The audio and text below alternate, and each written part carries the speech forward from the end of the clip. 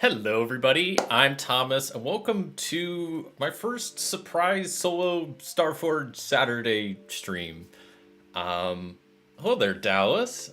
So you found Maxi stream the other day. It was nice to see you. Good to see you too. Appreciate you popping by.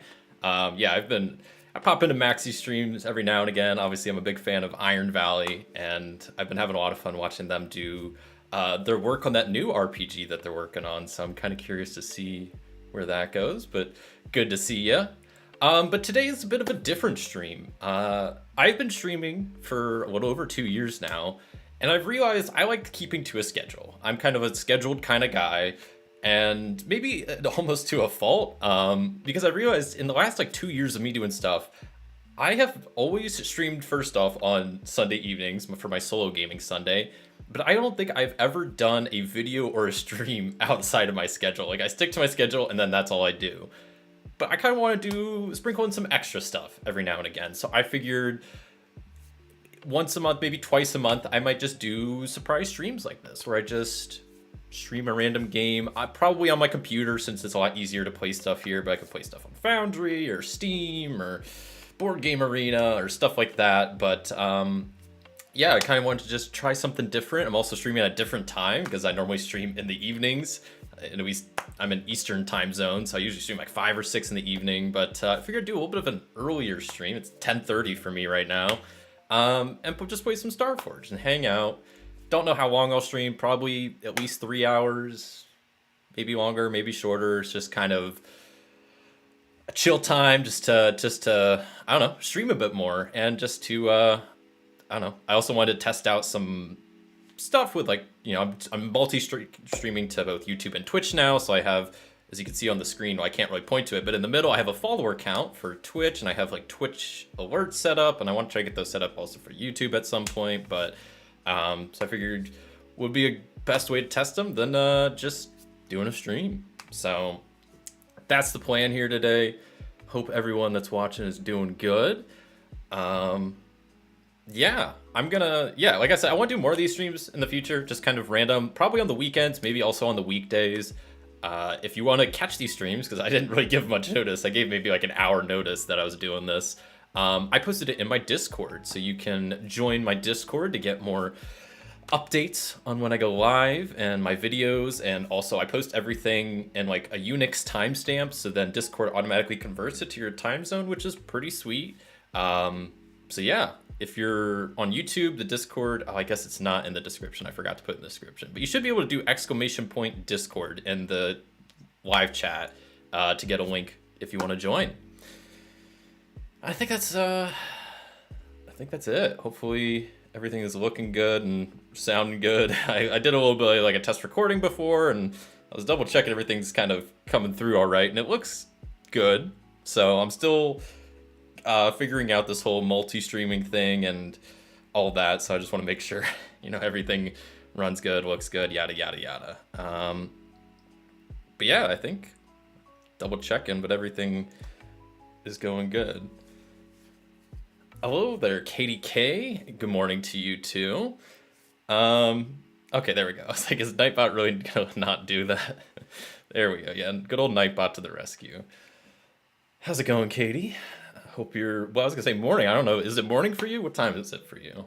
Because it's about 10:30 for me. So I only got up like 2 hours ago. Got breakfast, got coffee, set up for the stream, and now I'm here to play a little bit of Starforged, which I'm looking forward to. I mean, Starforged is currently my favorite tabletop RPG. And even though I did a video semi-recently about it, I don't know, I just wanted to play some more. It's a pretty easy thing to do. I kind of liked where the story was going, so I kind of just want to see where it continues. And yeah, just hang out, play a little bit more, early stream, just trying something a little bit different. It's 7:30 for you. Oh, that's pretty early. Dang. Well, hope you're having a good morning. That's 7:30 on a Saturday, dang. Hello there, Ina. Surprise solo RPG stream. Yes, yeah, I want to start. Like I said, I kind of mentioned this earlier, but I want to do these like once or twice a month, probably on the weekends, but maybe also on the weekdays. I also kind of want to stream at different times because I feel bad. I always stream in like Sundays and the evenings, and some people might be busy there, and I know they're people watch from different time zones, so it might be late or early for you. So I kind of just want to change stuff around a little bit and just try some different, streaming times and streaming setups or whatever. So that's what we're doing here today. Hopefully you can all see my Foundry all good. I spent some time yesterday going over my character and kind of fleshing out some details of my character, their backstory, some of the settlements, some of the factions, some of the NPCs that have been encountered so far. So what I'm gonna do is, I'm gonna keep an eye on the time. I'm gonna do like a 5-minute rules overview of what Starforged is, if you've never seen this.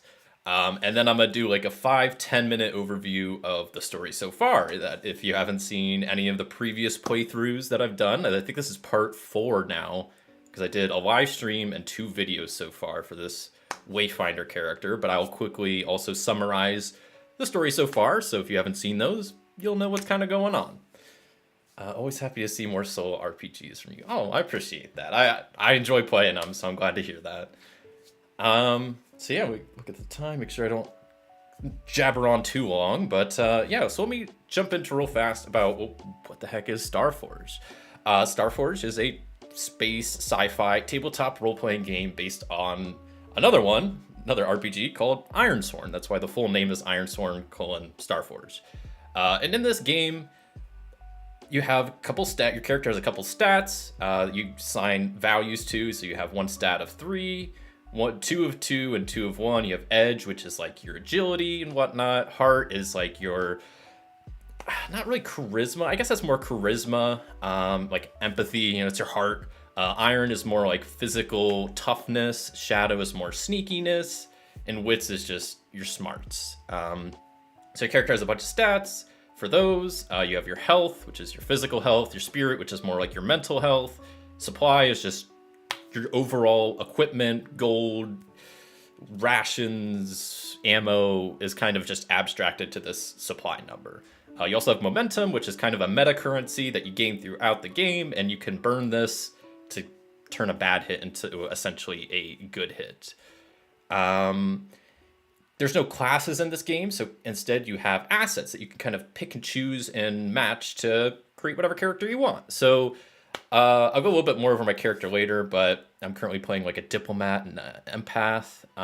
One of the core things in Ironsworn is doing stuff, first off, swearing vows in Ironsworn and Starforged, where you vow to do something and you gotta follow through to do it, or else you're gonna not have a good time. There's like a quest move for forsaking your vow, which is not something you want to do. And essentially you give it a ranking from 1 to 5. Depending on what the ranking is, every time you mark progress, you'll fill in a certain amount of boxes. You can have vows for completing quests. You can also have like a progress track for your connections with people you have. You start with a background vow that's like an epic vow that you're always working towards. And yeah, so that's kind of all that. And so the gist of the game is made up of these different moves that you make, where I'll just roll plus heart, just as a simple one, where a lot of the times you'll be rolling 3 dice at a time. You roll a d6 as your action dice, and then you roll 2 d10 as your challenge dice. You'll add your stat to your action dice, the d6, and that'll give you your action score that you'll compare to the 2 other numbers. So real quick, I have plus 3 heart, so plus adding 5 to that, my total is 8. You can see here, compared to a 6 and a 7, where the 2 challenge dice I rolled, that's considered a strong hit. So you get a strong hit if you beat both dice. It's a weak hit if you only beat 1, or a miss if you don't beat any. And a lot of moves will have different outcomes based on that. So for like face danger, that's kind of a general risky move to do. On a strong hit, you're successful. On a weak hit, you succeed, but you have a cost. And on a miss, you fail. So, and it's all kind of listed in the moves. There's adventure moves, quest moves, combat moves, all sorts of moves to kind of cover all the general stuff.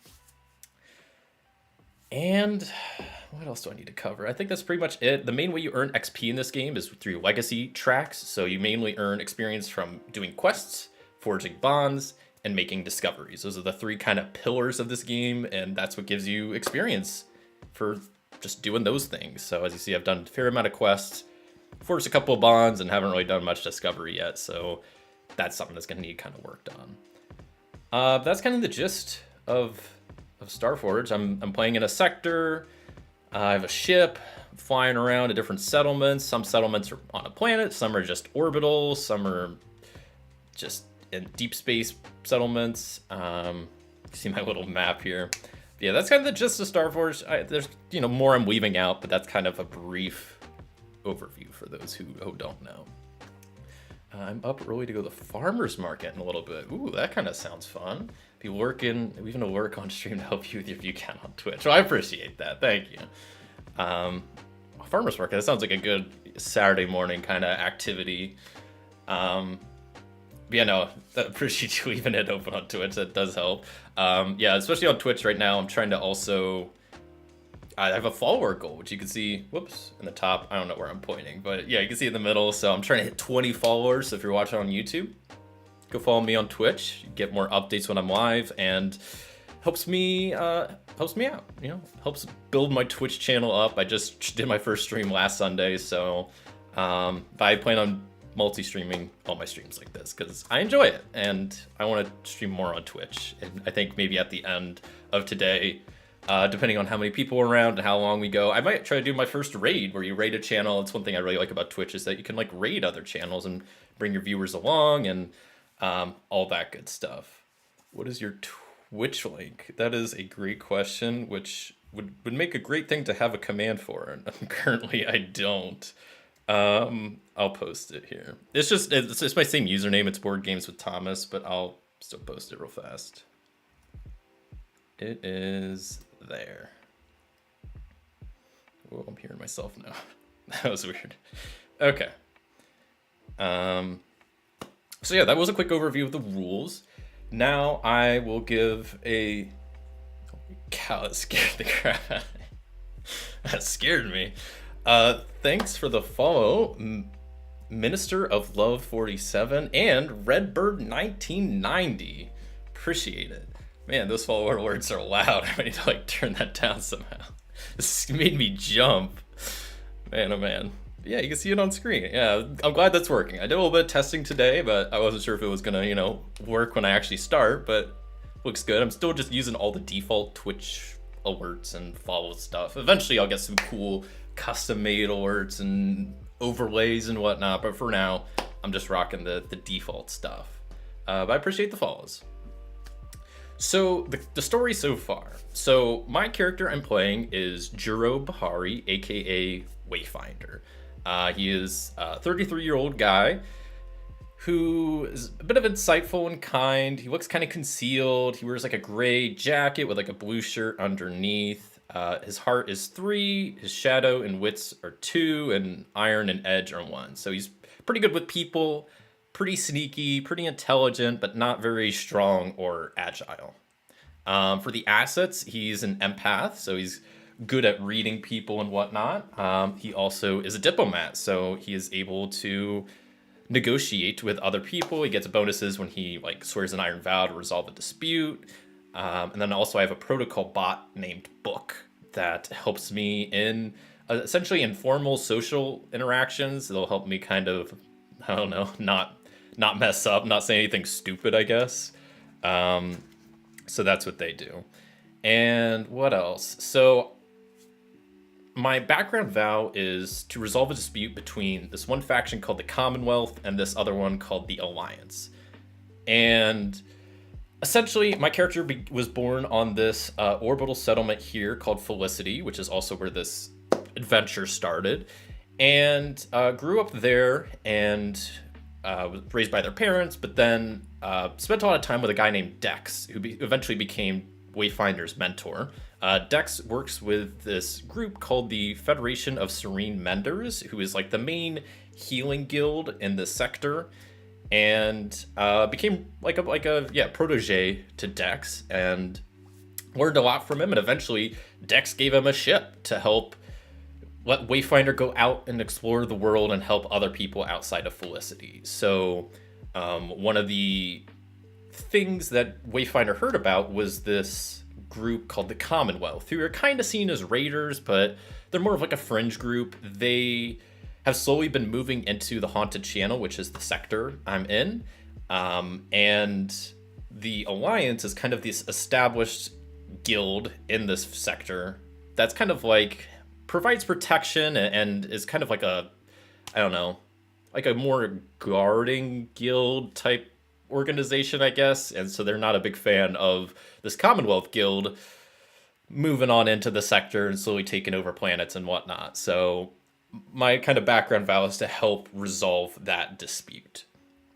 The story started with me on Felicity helping out a guy named Monarch, who is a higher up at the Order of Serene Menders, and the first quest was to go to this planet-side place called settlement called Lyra to help. I think it was like delivering healers there from Felicity, or retrieving healers, and there was this whole kerfuffle about like, well, apparently there's this group called the Silent Raiders possibly involved, but then they weren't really involved, and that kind of whole thing resolved itself. And then I had to go back to Lyra to help clean up this reactor mess because it blew up.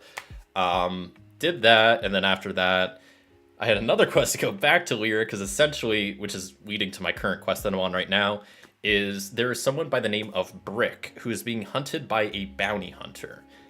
Brick is currently on Lyra. They're just a healer for the Federation of Serene Menders, and yeah, it's being targeted by this bounty hunter. So I've been sent to go try to negotiate with the bounty hunter or whoever hired the bounty hunter and try to save Brick. So I'm gonna try to negotiate my way, negotiate this bounty hunter down essentially. And that's kind of where my current quest leads me. You see, I'm almost friends with Monarch. I've helped him out a lot. So saving Brick, I've already traveled to Lyra. I've found Brick.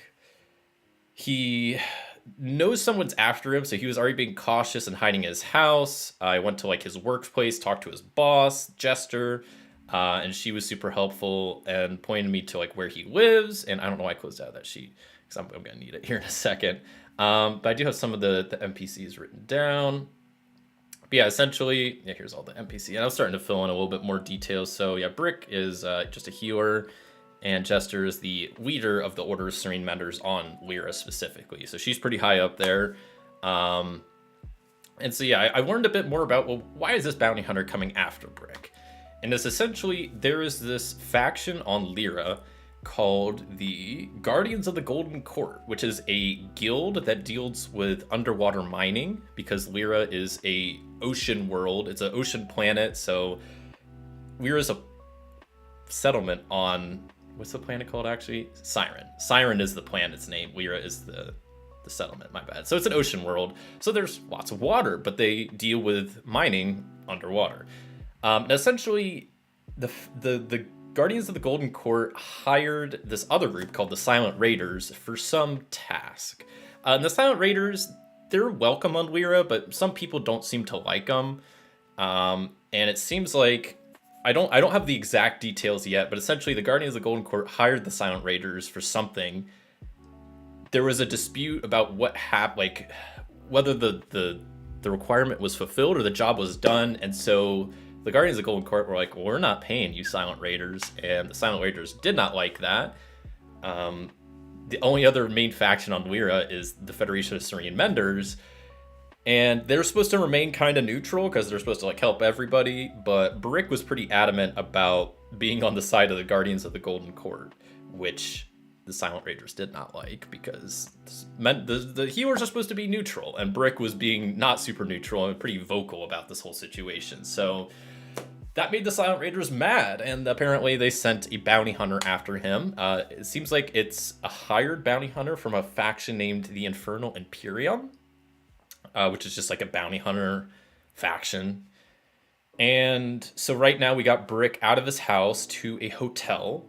He had to bring his cat Whiskers along, and we had to wait till it was night just to get a better, shot of leaving there without being seen. And that's pretty much where we are. Probably leaving out a few details, but that covers the gist of what's going on, I think.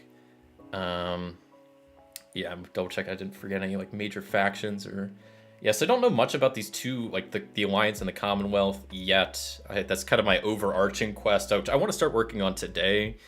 I also, as you can see here, I have not made any discoveries yet, so I'd like to try to do that at some point. You do that by doing expeditions, essentially. When you undertake an expedition is how you do discoveries and get XP for that. So I'd like to try to maybe see if I can get some sort of quest or do some discoveries at some point. But I'd like to finish this quest first and then see where it leads. But I'm slowly starting to also flesh out, the Lyra. I've been here, like, every quest has taken me to Lyra, even though this isn't the biggest settlement around, because right now, there's only hundreds of people here, but for some reason, there's just constant stuff going on here. There was the reactor exploding that needed me to make essentially 2 trips there, and then now this whole kerfuffle with Brick. Even though I haven't been to this settlement over here, Rust, but this is like a settlement of tens of thousands. It's an orbital settlement. They do have oppressive authority, and their settlement projects are salvage and expansion. So I don't really know what the deal is at Rust. I kind of imagine that's where the Alliance is based out of, though I don't know for sure. Like I said, I haven't really figured out a whole lot about the Alliance and the Commonwealth. I don't even know how. Maybe they're not as frequent in this this sector I'm in, and that's why I haven't really run into them yet. I might have to travel to a different sector. We'll kind of just figure that out along the way. I don't have anything in mind really for that. And that's kind of where we're at. I'll quickly, last thing I will is go over real fast is that there's this setting truths that you set for your setting that you're playing in. And I'll just read the bullet points of some of the stuff for the world I'm playing in. So for example, the cataclysm that led my people to leave their homeworld and come to this part of the galaxy called the Forge was we escaped ravages of a catastrophic war. The Exodus there was mysterious alien gates that provided instantaneous one-way passage to the Forge. So basically Stargates took us here. Communities is there's danger abound, but there's safety in numbers. Many ships and settlements united under the banner of one of the founders' clans. Iron, how people swear their iron vows is, iron vows are sworn upon the remnants of the ships that carried our people to the Forge. As far as laws, laws and governance vary across settlements, but bounty hunters are given a wide latitude to pursue their contracts. Their authority is almost universally recognized and supersedes local law. Like, that bullet point is why I'm kind of on this whole quest, because this bounty hunters can kind of do whatever they want here, so I need to try to stop that before Brick gets, killed. For religion, faith is as diverse as our people. For magic, magic doesn't exist. Communication and data, information is life. We rely on spaceborne couriers to transport messages and data across vast distances between settlements. Essentially, there's, for like communication-wise, there's instantaneous like planet-side and close range communication, but across the galaxy there isn't really any. You need like couriers to go and deliver messages. For medicine, orders of sworn healers preserve our medical knowledge and train new generation of caregivers. That's essentially where the Order of Serene Menders comes from, their federation. Artificial intelligence, there's vestiges of advanced machine intelligence, coveted by those in power. War never ends. Life form, there's perilous and inhospitable galaxy, but life finds a way. Precursor is over aeons. There's a bunch of civilizations that fell within the Forge, so now there's just remnants of old societies. And finally, for horrors, most insist horrors aren't real, but spacers know the truth. I think that's all the recap I'm doing. I kind of want to just get into new stuff. Don't want to jabber on too long here. Yeah. I'm going to take a quick sip of water and we'll get started.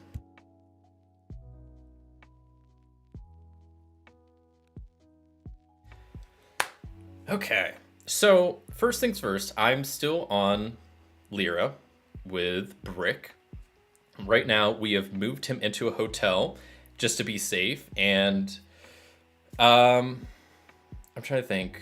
One thing I wanted to do is, since I've been helping Brick, kind of making friends with him, I kind of wanted to try to make a connection. Right now, I only have one connection, that's Monarch. I'll see if, I'm trying to help Brick out, maybe if we can become pals and whatnot. Hey, this is Dallas. The Twitch is at 1080 and the YouTube's at 720. Noting for future tech support stuff. I appreciate that. They should both be... That's weird. Okay. Well, if anything, Twitch should be at 1080, but YouTube should be at 1440p. Because it should be like upscaled? I don't know. I appreciate that though. I'll have to look into that. Maybe I don't want to mess with my Twitch settings or my OBS settings too much right now because I'm afraid something's gonna like crash and just crash the whole stream. Maybe if I get a break later, I'll check that out. But I appreciate it. Okay, so let me try to make a connection. So this is the role you do when you try to make a connection with somebody. And so let's see if I can, after helping out Brick, getting him to a safe spot, we're about to just talk a game plan. Well, actually, we already kind of talked a game plan, which I'll mention here in a second. Let's see. Does Brick want to become pals after me helping him out? Strong hit with a match. That's as good as it gets right there. You create a connection, give them a role and a rank. Whenever your connection aids you on a move closely associated with their role, add +1 and take +1 momentum. So I'll quickly create a connection. I think they're just going to be a... maybe we'll make them a level 2 connection. No, we'll make them level... Well, yeah, I'll keep them level 1. Well, essentially what you do for the connection level, it's 1 to 5. You essentially set this on how much you want this kind of character to appear in your story. And I don't know. Maybe I'll make it a 2. That Brick can, be someone that appears every now and again.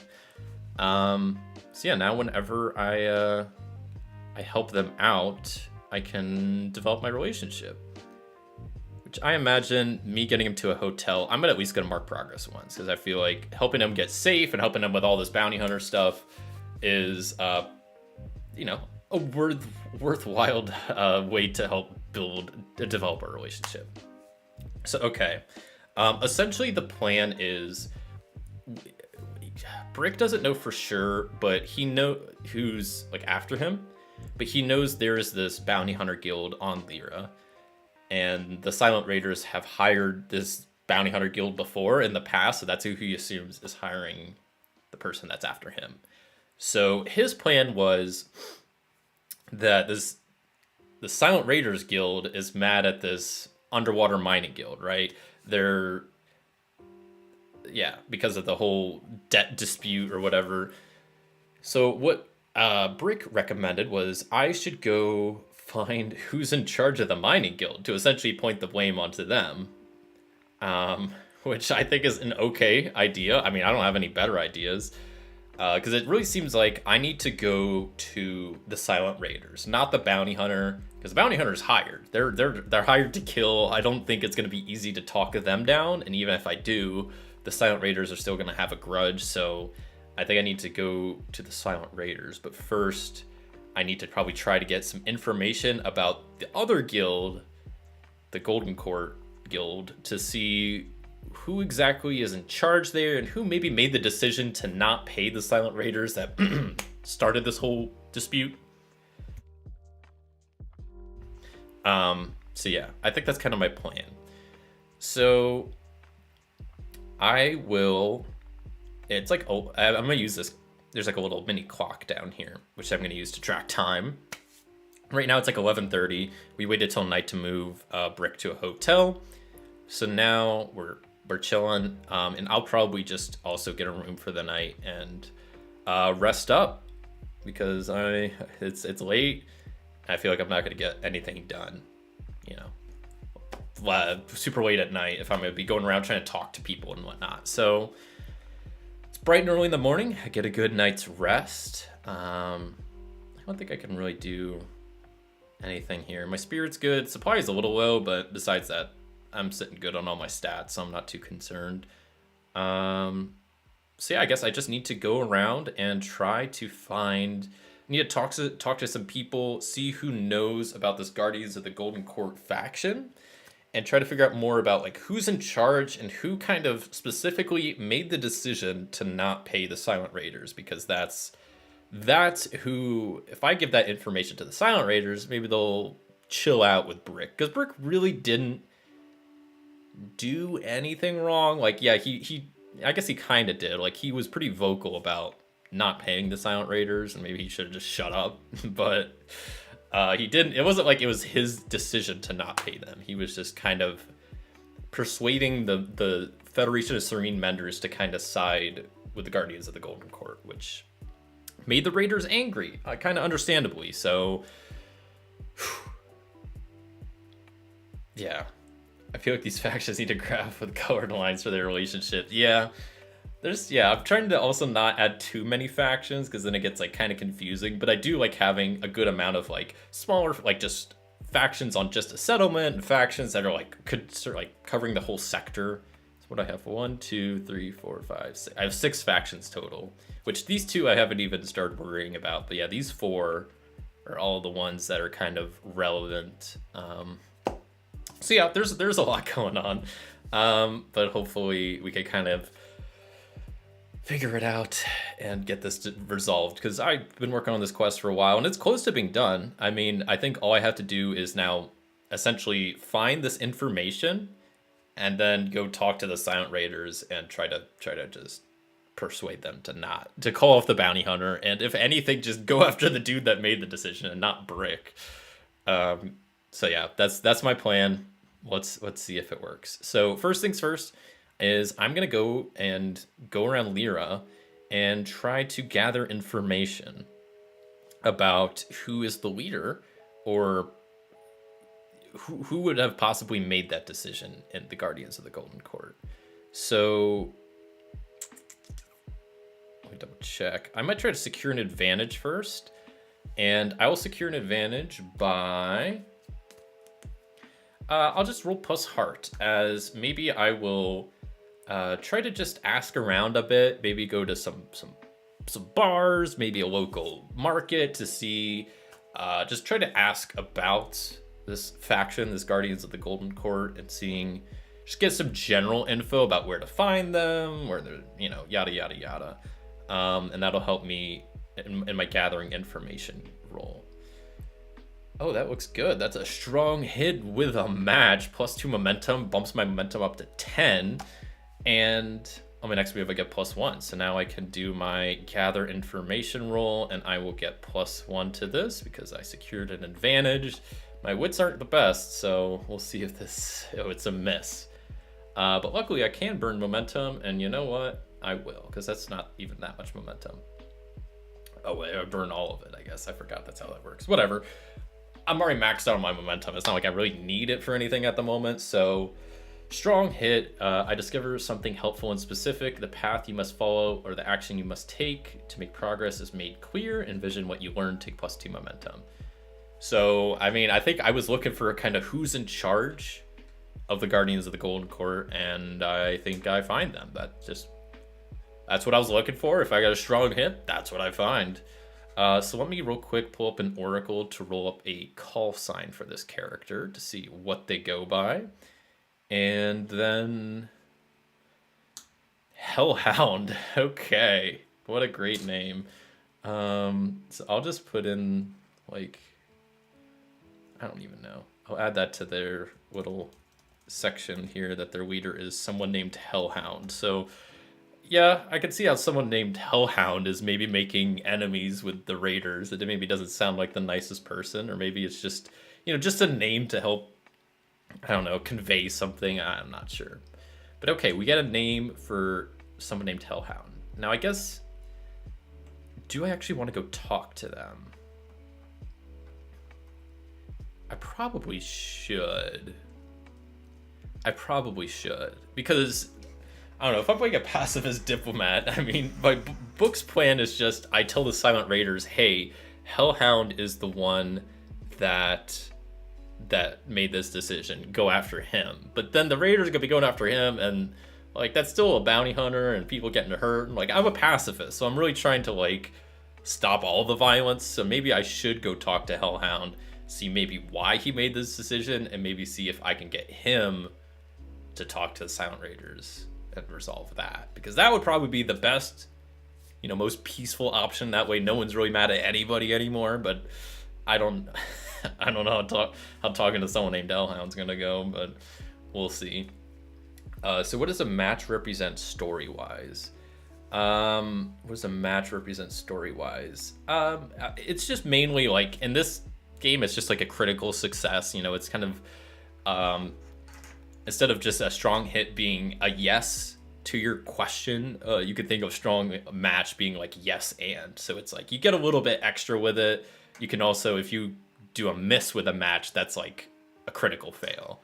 Um, See, I think since yeah, I got a strong hit with the match with securing an advantage, so I probably just got some good info on where to find out about this faction, and then when I did my gather information roll, I got a strong hit, so I imagine I found out at least the guy's name, and generally where to find them, maybe like where their headquarters are, or where they like mine out of.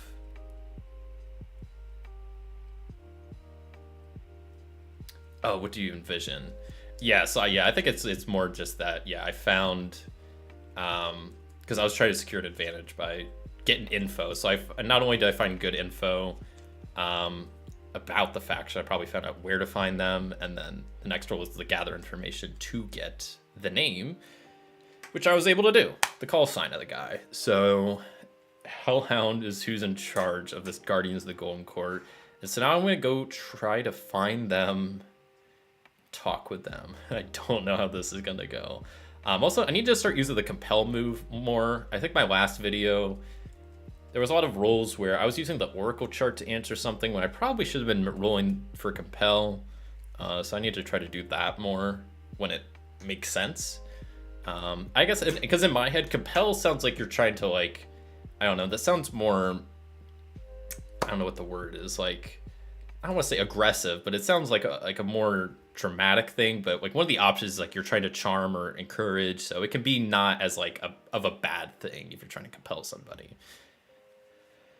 But yeah, let's go talk to this hellhound and see if I can tell them. First off, I'll see why they slighted the Raiders, figure out what's going on with this whole debt, what they hired the Raiders to do, what they didn't do that made them not want to pay them, and then yeah, I don't know. Then I'll try to see if I could get Hellhound to like apologize. Essentially, I don't know how that's gonna go, but that's my plan. That's the diplomatic pacifist route. So that's kind of what I'm gonna do, and we'll see how this will go.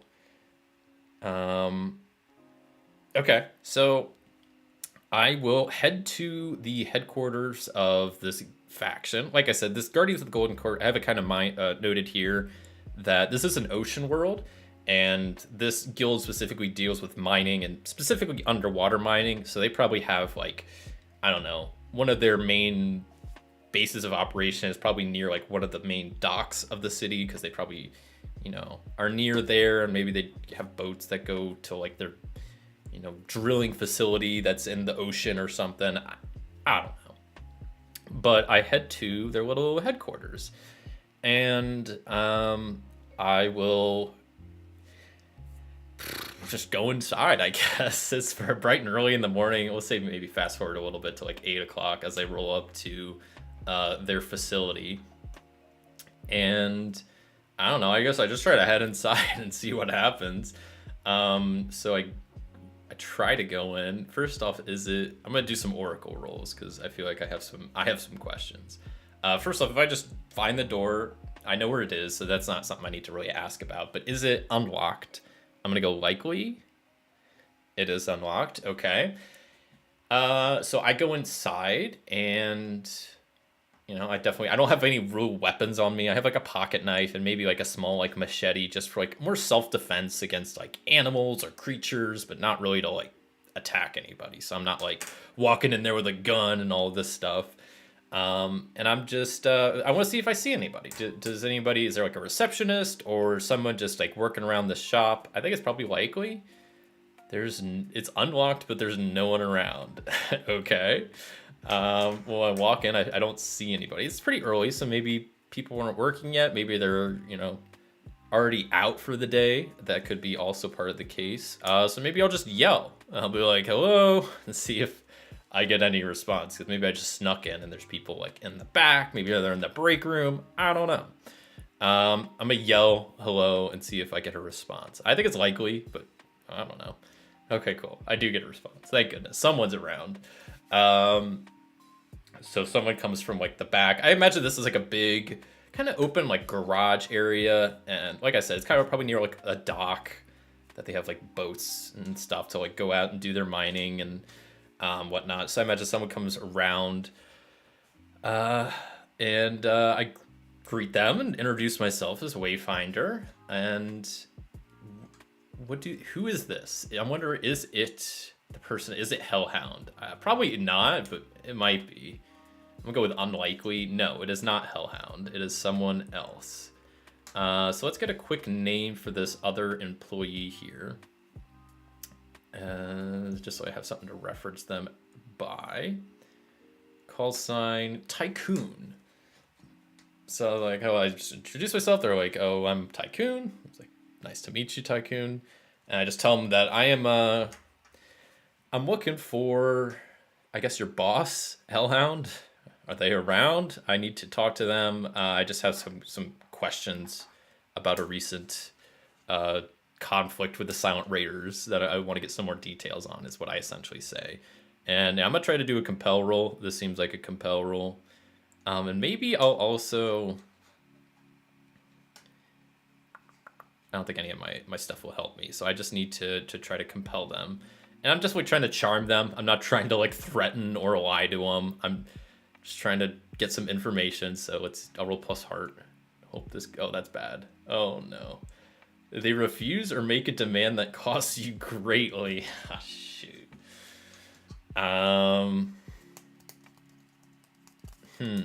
What could be the demand? Or they just refuse? I mean, that kind of maybe would make more sense, that they just like straight up refuse, which sucks.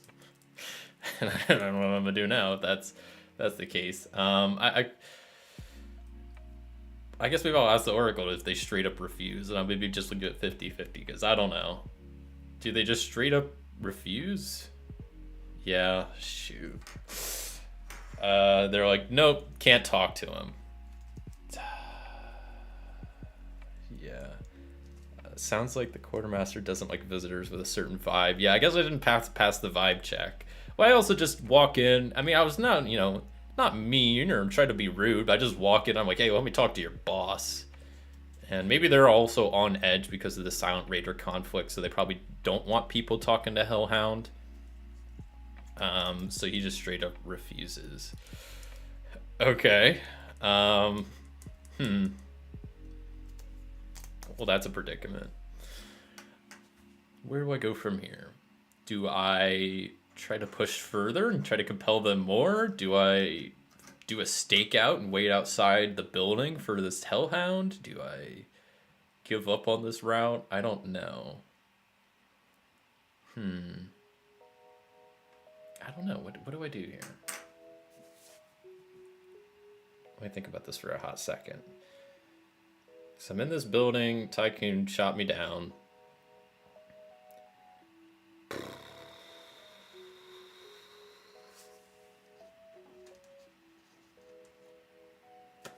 Hello there, Christopher Ray. Good morning to you too.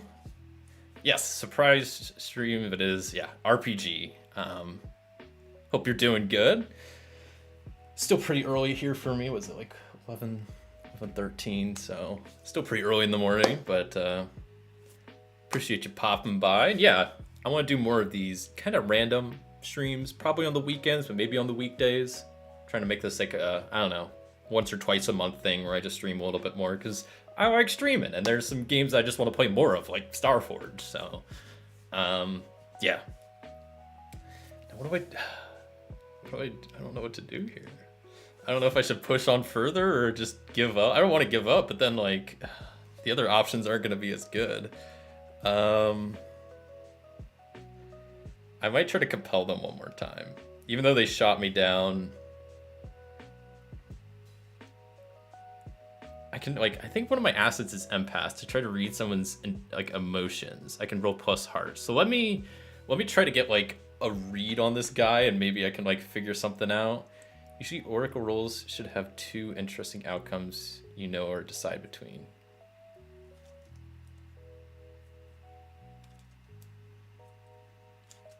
Oh, okay.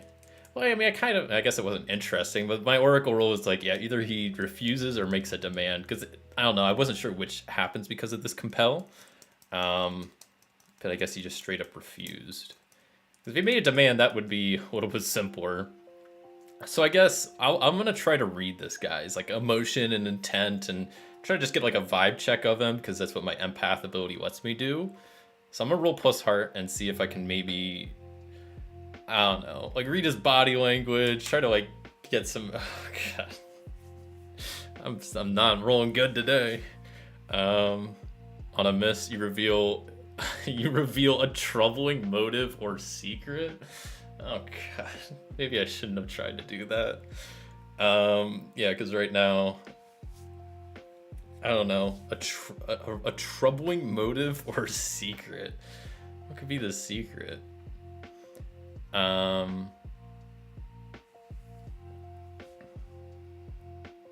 Just roll an action thing.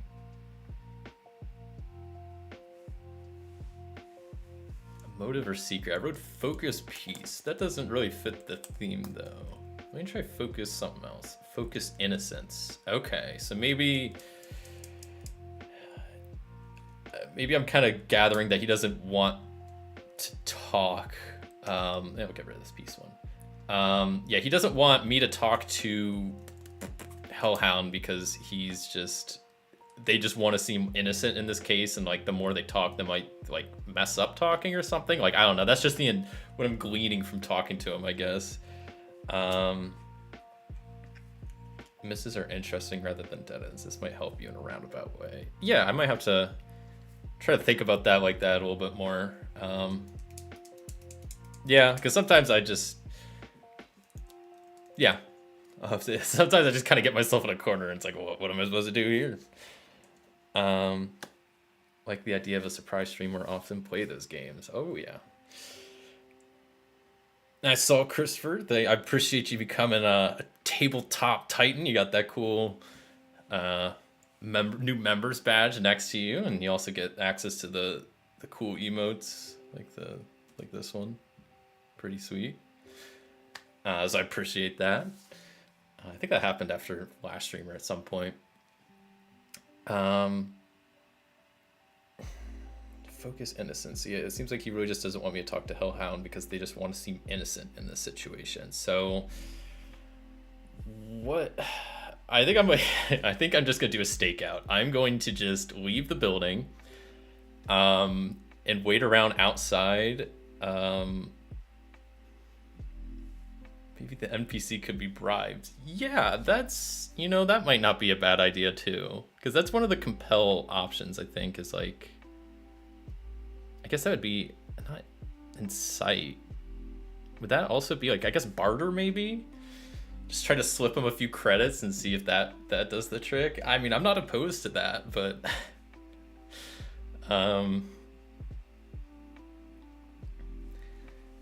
I also have to pay the price. So I'm gonna also say I lose some momentum because I had to like pay the price in some way. That he said no, not allowed to talk to him. I'm gleaning from talking to him that he's trying to like focus on them being innocent, so they don't really want to like talk about the situation more. I guess they're kind of just like wanting to put it behind them. And I lose some momentum just because I'm getting slowed down in my tracks a little bit on this investigation. But I like that idea. Maybe I'll try one more time to compel them. Maybe with some credits. So, I don't even know if I need to like secure an advantage first. I think I would just do compel plus heart, and I'll knock my supply down one if they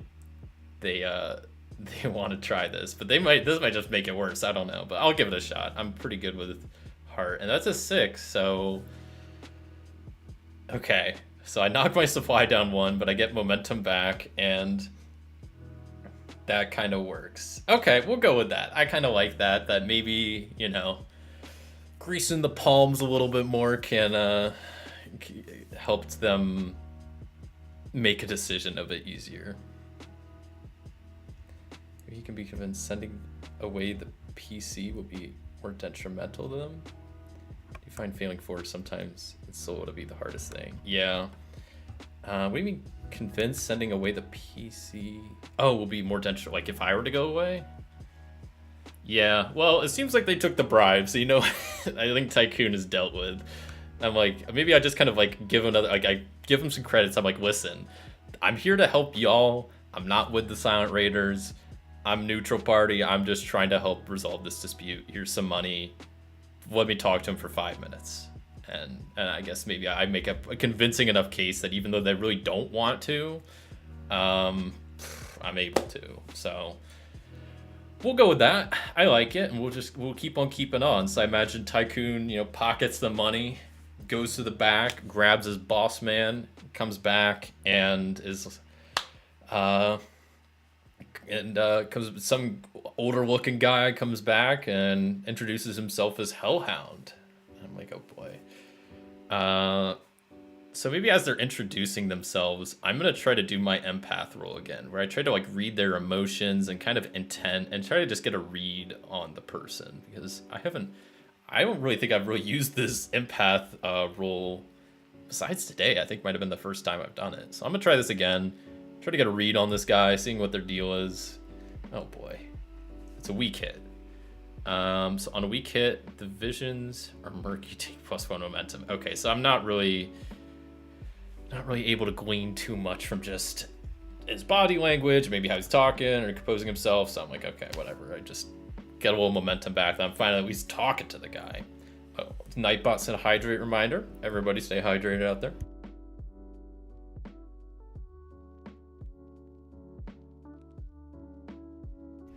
Okay. Hellhound. I was like, listen, I'm here because of the issue between you and the Silent Raiders. Well, first off, I mean, I kind of give him the spiel that Brick is being hunted by a bounty hunter, and I'm essentially trying to just get Silent Raiders to call him off. But right now, the Silent Raiders are mad at y'all because y'all slighted them. So, like, what happened? And I think what makes the most sense for me is this is like a mining guild, the Guardians of the Golden Court, who I'm talking with. So I imagine they say something like that maybe they were doing a mining expedition in some more dangerous part of Siren, the world, the planet that we're on, and that they hired the Silent Raiders as protection, as like bodyguards, essentially. Now I'm curious, maybe I'll do an oracle roll for this about what happened, like why, okay, they were hiring him as bodyguards, but why didn't they pay? Did the Silent Raiders not show up? Did they show up and not do a good job? Were they slacking the job? Like, what happened? And I don't know if maybe a descriptor and focus roll might be better. Let me try. Created battleground. Oh boy. Okay, that's actually a pretty good roll, because I think this is a mining guild. They deal with underwater mining. They hired the Silent Raiders to help protect them as they went on their mining expedition, and what I think that leads to is just that the Silent Raiders were causing trouble along the way. Like, they were doing a good job protecting, but then they were seeing all of these ores and whatnot being dug up, and they kind of like started kind of fighting each other for it. They're like, hey, we want some of this, and they're like, no, that's not what we pay. We're paying you, whatever, we're gonna pay you. But then they see like all of these minerals and whatnot being dug up, that they, I don't know, started like a little bit of a fight. And so because of that, maybe that's why the guild's like, yeah, we're not paying you. We like, you guys protected us, but you also started a fight because you wanted the stuff we were mining up. What might they have dug up? I mean, I think they were probably just digging for like general minerals and stuff under the water, but I don't really know. Maybe they dug up something really cool, like an artifact or something, but I think probably it's just some like minerals, because that's kind of what they do. Maybe some gold, maybe like a more precious mineral that hasn't been seen in a while, so that's why like the Raiders are like, oh man, we want some of that. And Guardians of the Golden Court are like, nah, we'll pay you what we'll pay you, but you're not getting any of this.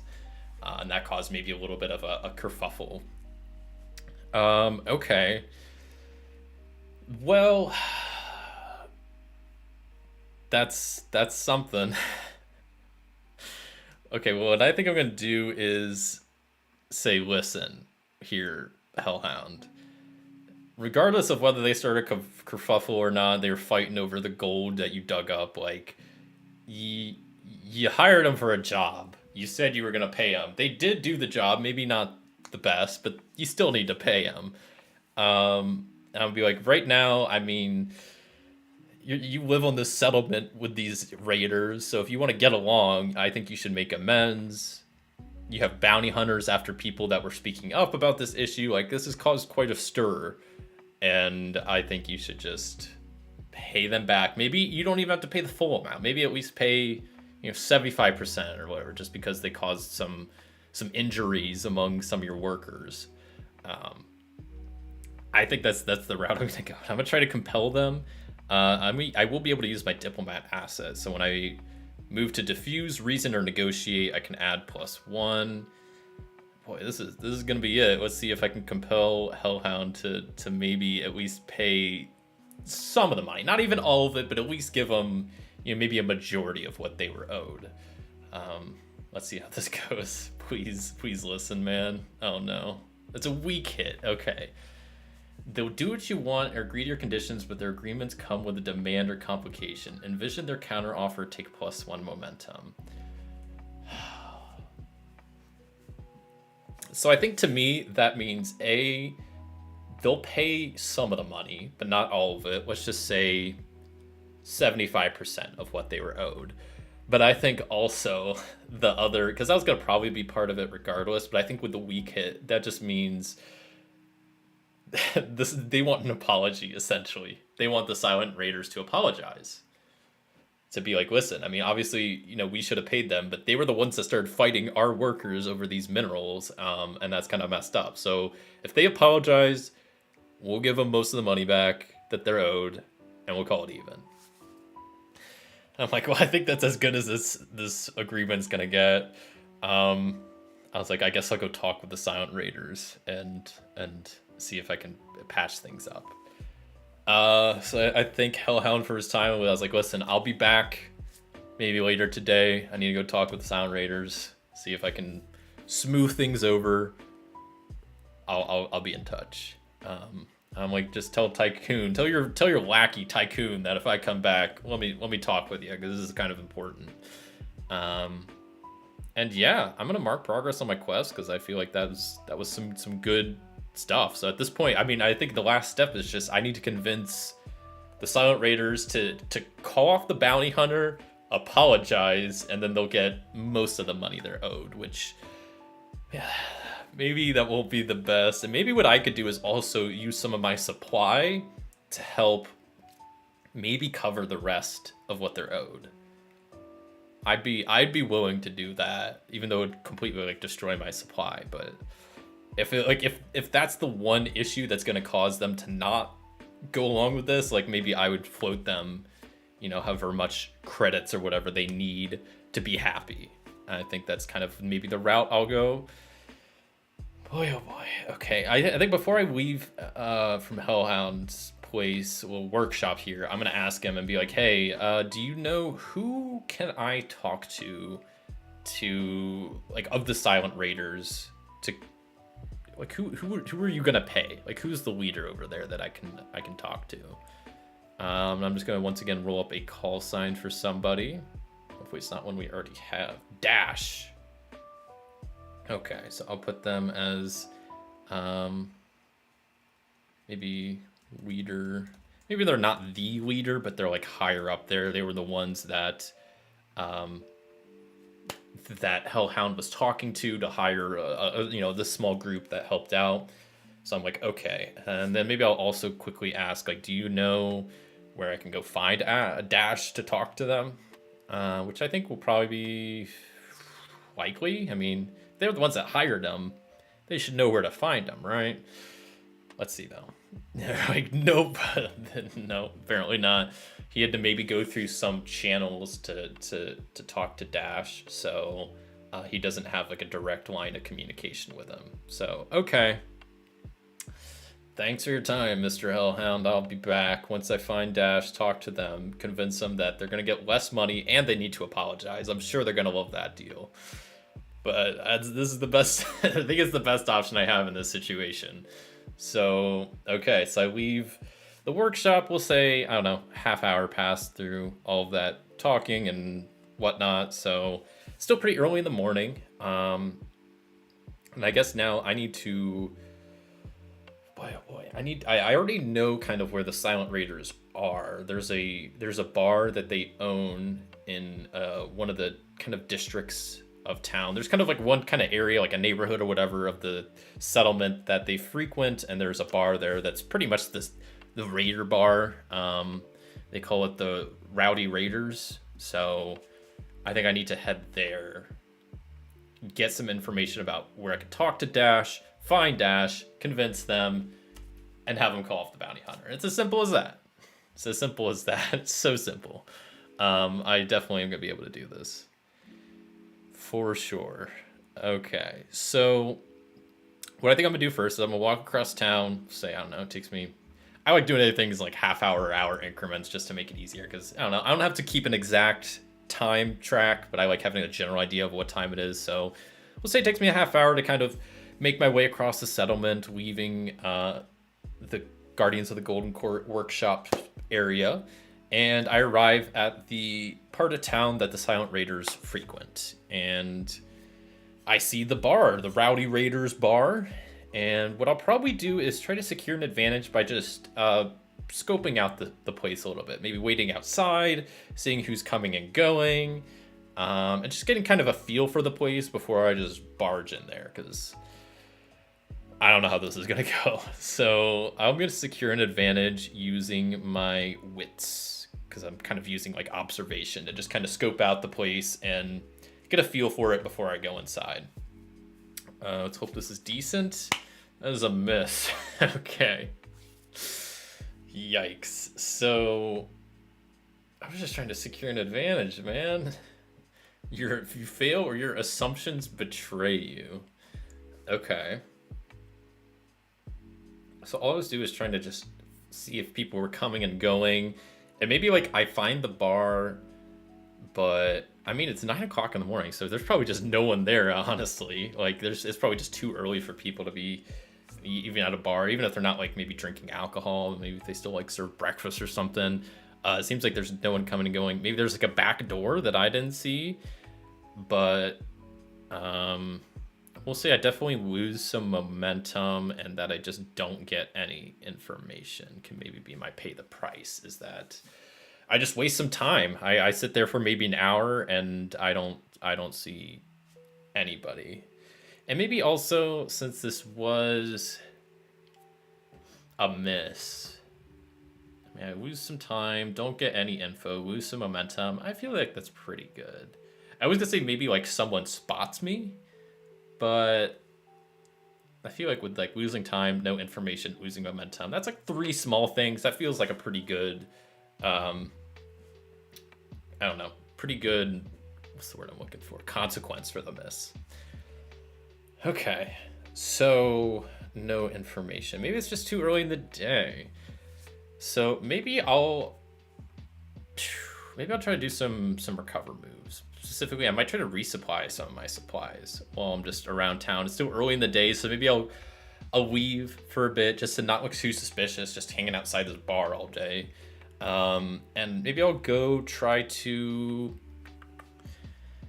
I could try to barter. I'm trying to think of... Yeah, I want to do a resupply. So maybe I'll spend some time resupplying. And maybe I will just... maybe I'll try to make a barter or appeal and try to just gain some supplies, maybe specifically from the Federation of Serene Menders. See if they have any extra supplies they could give me, especially Monarch is the one that sent me, who's the leader of the Federation of Serene Menders on Felicity. So like, he's kind of the one that sent me here. I'm helping out their organization, see if they can maybe give me some extra supplies as I'm here on Lyra. Let's see. Am I able to get some supplies while I'm just chilling? You must first deal with a cost, complication, or demand. Envision the nature of this. If you're unprepared, then choose one. I don't need a specific... Okay, so... Cost, complication, or demand.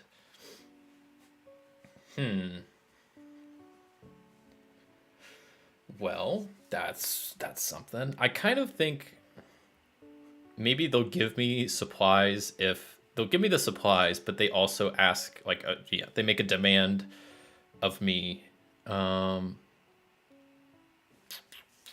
Cost, complication, or demand. I kind of think like there's maybe some like small task they want me to do around Lyra that they need done, and they're like, I'm not gonna just give you stuff for free, but I mean I am helping them out, but they're like, listen, we need something done. And what could that something be? Well, let's maybe do an oracle roll, because I don't know. Let's do an action theme roll. Let's just see what it says. Release cure. That's kind of perfect. Sometimes these oracle rolls, sometimes you have to roll a couple times to get something good, and sometimes it just nails it on the first try. I'm asking these healers what needs done, and the words I get are release and cure. So what I think that means is that there is some disease, some like cold, some infection that's kind of spreading in one part of Lyra, and they need this cure, this medicine brought to these people. They just need it run across town, essentially, maybe, and given to people, released, right? That kind of works. Okay. I'm trying to think if this would even be like a vow I do or not. I guess this could be. This could be like just a very simple vow that would only take me like 3 steps to do. To essentially, or maybe it could be also like, I don't know if I want to go to another like planet or settlement. I think Lyra's not huge. There's hundreds of people, but it's not like huge. We got Rust over here, which I still want to go to at some point, that has, I think, like tens of thousands of people. Yeah, tens of thousands. So there are a ton of people on Rust. All these other settlements are about the same size, of like somewhere in the hundreds, I think. So yeah, I think I'll swear a vow. Yeah, maybe we'll just make it a very simple vow to deliver cure to, whoops, if only I could spell, to people on Lyra. Just make it a very simple vow. As I pull out my iron from my backpack from the ship that brought my people to the forge, and I swear this vow to, this is probably Jester I'm talking to. She's like the higher up of the Federation of Serene Vendors here on Lyra. And I talked to her before, and we're on pretty good terms, so I think I'm able to talk to her about doing this. I tell her, I'm like, listen, I'm still working on the brick thing, but I need some extra supplies to maybe deal with these people and help smooth things over. So, and she's like, well, if you do this task for me, I'll give you that. So I'm like, cool, I swear the vow. And I just say that, but I should actually do it. So swear an iron vow. And let me double check. I don't think I'll get any benefits. Because this is gather support. No. Yeah, no, I'm just rolling, I think, normally for this vow. Let's hope it's good. It's plus heart, which is my best stat. So that's a weak hit. You're determined but you begin your quest with more questions than answers. Take +1 momentum and envision what you have to do for your path forward. Okay. So maybe it's just that Jester knows that one portion of Lyra, there's been a small outbreak of, let's just say, like a flu or something, that I need to go deliver this cure to, but she doesn't specifically know, like, who all has it. So I'm gonna have to kind of go, like, door to door, seeing if people are okay, see if they need this medicine, and, yeah, doing all of that. So I think that's gonna be what I need to do. It's probably like way on the other side of where you're at. Maybe there's even like maybe it ends up being like a small, not other settlement, but it's kind of like a remote part of Lyra. So I have to like, maybe it's like an island, so I gotta go by boat. Maybe that's why it's a bit more of a chore. Yeah, we'll say it's a small island off of Lyra that's still technically part of the settlement that has a handful of people living on it that need this medicine. Okay. And so, but we don't know who all needs it, so that's going to be part of it, is me trying to track down how many people need it, who all needs it, and gathering the medicine to the people. Okay, so I think first thing I'm going to do then is exploration move and probably just do set a course. Because, like I said, this is on like an island. I'm going to have to find a boat, get on a boat, travel there with this medicine. which I don't think should be too bad. Or what would I do? Just trying to double check what I would probably do. Yeah, I'll probably set a course. Let's just see how this goes as I try to make my way to this little remote island that's off of Lyra. It's a weak hit. So I arrive but face complications. Choose one. You suffer costs en route, or you face a complication at the destination. Does that mean I still mark progress? I think I do. So I'll still mark progress. I make it to the island, but there is an issue. There's a complication, I guess, when I get to the island. What could that complication be? Let me think about that for a second. My first thought on release cure was that it is being brought in from off planet. It was stuck in customs. But I mean, I kind of like that idea too. Yeah, there's probably a lot of ways I could have gone with that. That was just my first thought is, yeah, they want me to like release it to people to kind of deliver it, I guess, is more the route I went. But I kind of like that too. It's stuck in space customs. That's funny. Well, what could the complication be as I arrive at this island with apparently all these sick people on it? Yeah, if any of y'all have suggestions, let me know. I might roll up an oracle just to see. Oracle roll. Do an action theme, but I don't know if that's really gonna break and stranger. Let me do one more action theme roll. It's just kind of mishmatch the words, so we can do also arrive and stranger. Break and war. Arrive and war. Oh god. I don't like a lot. Some of those don't seem that great. Stranger and arrive.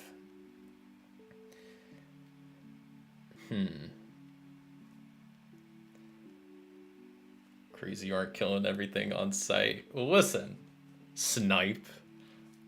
I'm a pacifist. I'm a diplomat. I'm not killing anybody. Also, welcome on in, Cardiff. Good to see ya.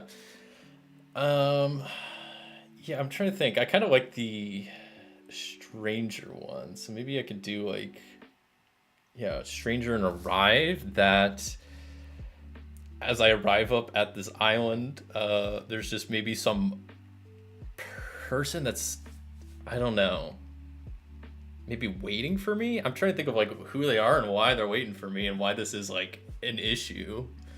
Let me try descriptor and focus. Let me see if that gives me anything. Empty confinement. I don't know what to do with that. I'm maybe just gonna delete that. Empty confinement. Yeah, I don't know. Well, so I take this boat to this island and there's a stranger essentially that arrives to the dock as I roll up. I mean, I guess anybody on this island is a stranger. I don't know anybody, but there's this person's gonna cause me a complication, I guess. What mods do you have on Foundry that makes it look like that? Oh, so module wise, I'm just using Dice So Nice, Dice Tray for like the dice, and then I have the small time module for the time at the bottom. To make it specifically look like this, like the black and the blue, if you configure settings, and for the actual Ironsworn Starforged module, there's like an appearance thing here. We could go to Starforged, and then the color scheme you can change. So I could also change it to zinc. Which I don't really like this. This doesn't look as Starforged-y to me. This feels more like an Ironsworn thing. But yeah, if you change it to phosphor, it makes it that really cool blue, which I like. I feel like it fits the theme pretty well, and it is a cool color scheme. So okay, maybe we'll say that it's a guard. It's a guard on the island that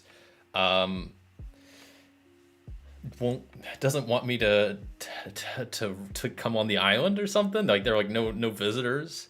I'll have to try that next time we play. Oh, I didn't realize yours didn't look like this. Oh yeah, I guess mine I always just have set like this. I'm just used to seeing it in this fashion.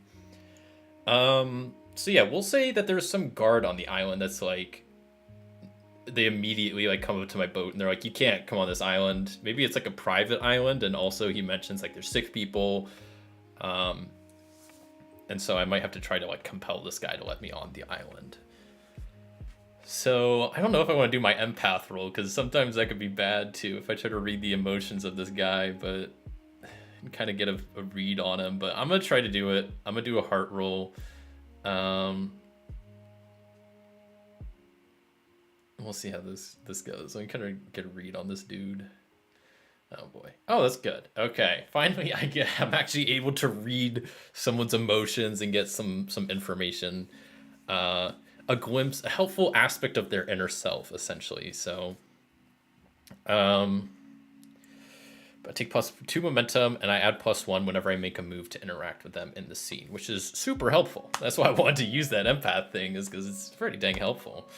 My first instinct that there was unrest because they weren't getting the cure fast enough, and then with the heroes, like someone else came to the island, was telling them that there was unrest because of the cure not getting there fast enough. Yeah, that could be. Yeah, I think I'm just gonna play it that there's like some guard on the island that's like, hey, no intruders. But I think what I gleaned from my empath roll is I'm able to kind of tell that this guard, while he's trying to maybe put up like an act all like tough and whatnot, that he's actually probably sick himself too. Maybe he's not like as sick as some of the other people are, but you could tell he's maybe got like kind of a sore throat. So I could tell he is in need of this medicine too. Maybe not as badly as other people, but like some people need it. So I'm gonna try to compel him to let me on this island. I'm like, listen, I get to add +1 and I could be like, I could tell you're not feeling good. I'm here with medicine. I kind of even pull out the medicine like out of my backpack or whatever like box I'm carrying it in. I'm like, look, here's the medicine. I was sent by Jester. She gave me orders to help deliver this. I'm just here to help distribute it. So I'll try to compel him. Let's see if I'm able to do so. And I do so swimmingly. He's like, oh, well, if that's the case, then I guess I can allow you to come on in. And maybe I give him a small dose. I'm like, it seems like you might need this here. And I give him some so that he can start feeling a little bit better, maybe himself. So he, I don't even know. I'm just imagining like little vials or maybe pills. I don't know. He takes the medicine and I'm like, well, do you know who all is sick? Because I'm here to distribute this and Jester doesn't know who's all sick. Maybe I'll also mark progress, because that made progress getting it on the island, and now I have like a point of contact that can help me like figure out where everybody is. So now I just need to kind of distribute the medicine at this point. So what would that be? So maybe he, what's that, the Oracle? I don't know. Let's see what he knows. So does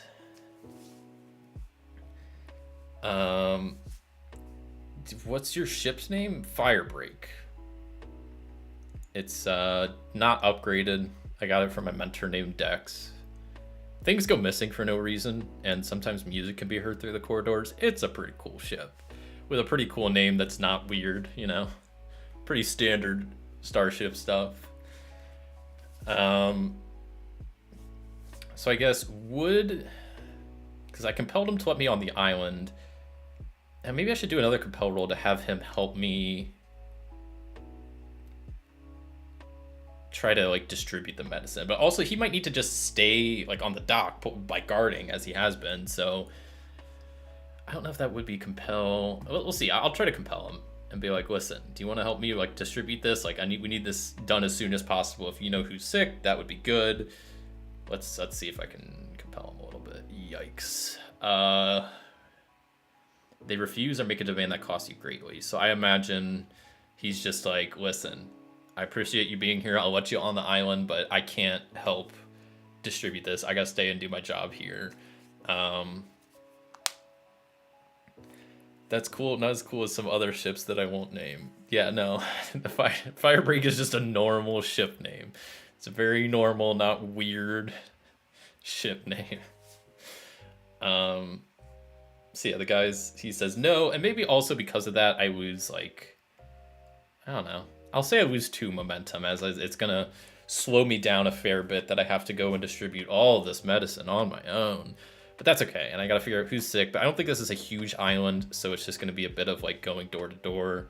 We'll say it's also probably a little bit later in the afternoon, probably like 11 or so now, as I start distributing this medicine. And maybe what I'll do is try to secure an advantage first, as I maybe try to just,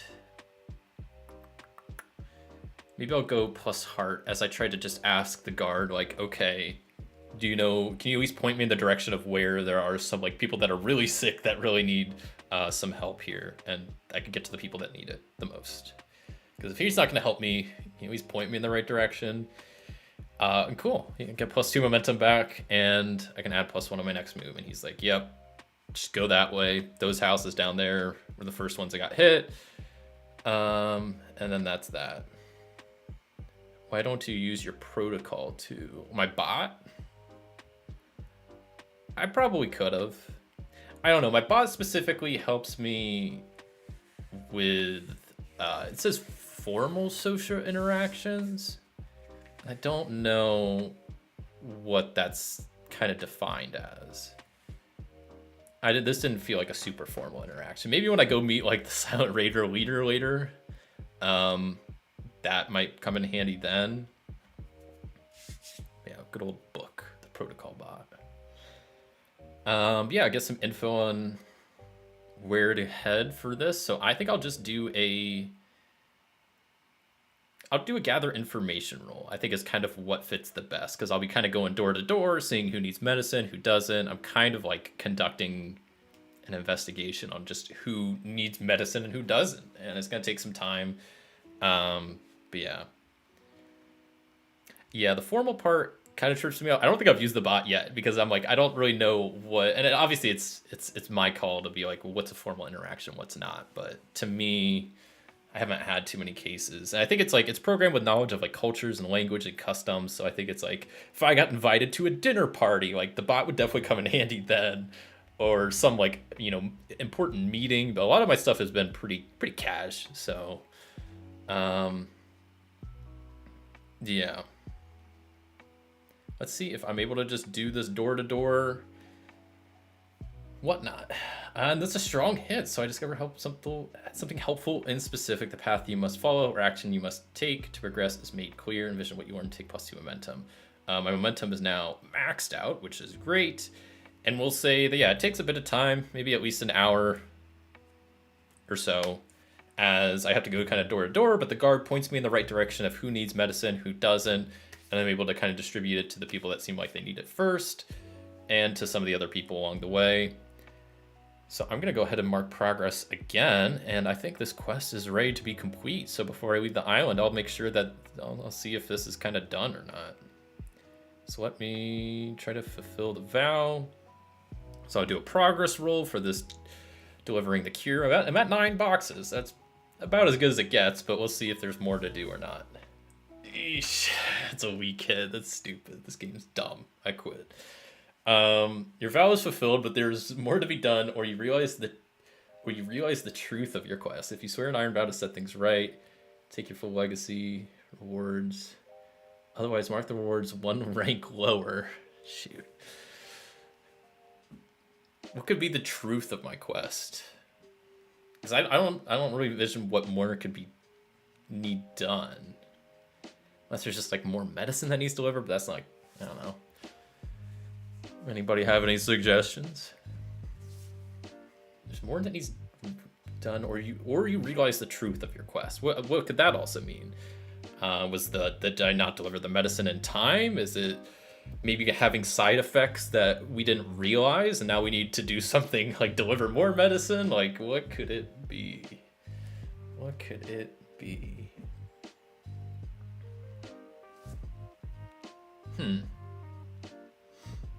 It's a thinker.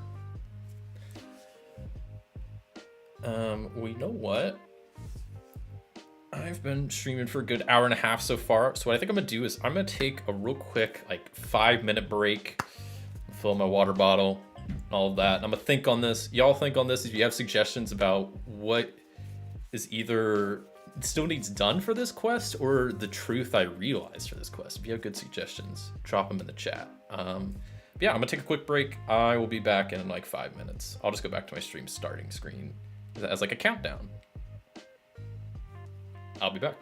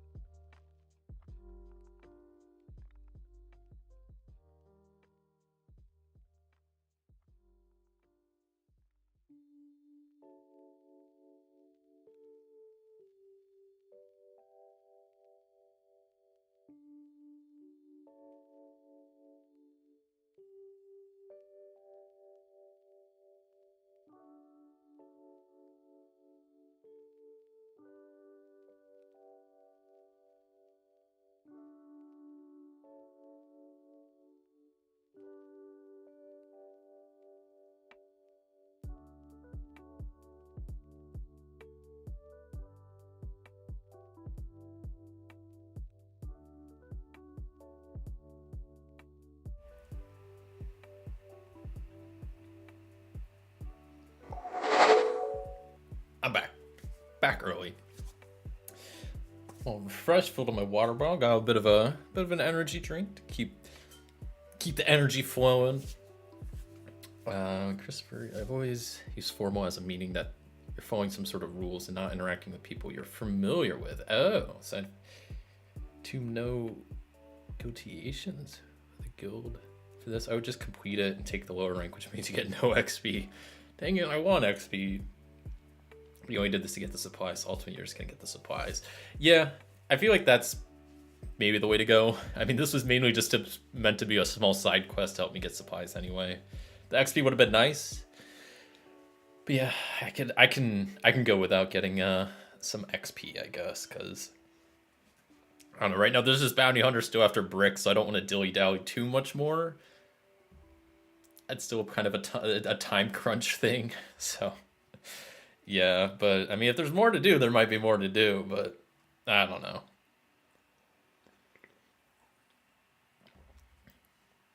I'll have to find if I continued to go down the rabbit hole, I never go back to my main quest.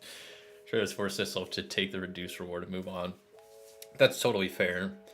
And yeah, I think I definitely agree with you. That's like, yeah, there could be that, like, the complication could be the medicine has a side effect, and now there's like side effects to be dealt with that need more like treatment or medicine. But like you mentioned, like I might get too distracted from my main quest. Which right now it's someone being hunted by a bounty hunter, which is kind of time sensitive. So I think getting to that would be the better option.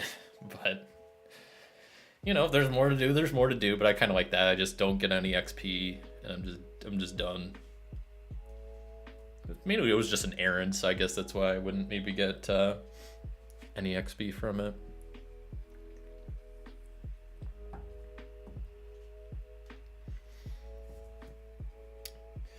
Okay. We'll check something real fast.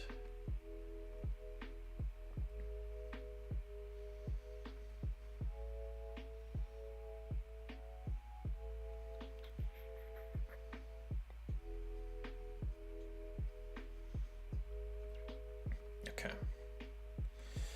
Cool. Well, we can hop right back into this. Like I said, I don't know how long of a stream today. I imagine at least for probably another hour and a half, probably till like 2, maybe another 2 hours. I don't know. We'll just kind of just winging it today. So playing it by ear, but I at least, at the very, very least, I want to complete this gosh dang bounty hunter quest. I've been on this for too long, and it's not even that long of a sub. I'm unsubbing because you didn't read my comment. What comment? What, doctor search check? Is that what you want me to read? There, I read it. You happy? Dude, you're not even a tabletop titan, so don't talk to me. Also, what are you up to on this fine Saturday, Kartik? Got any big plans?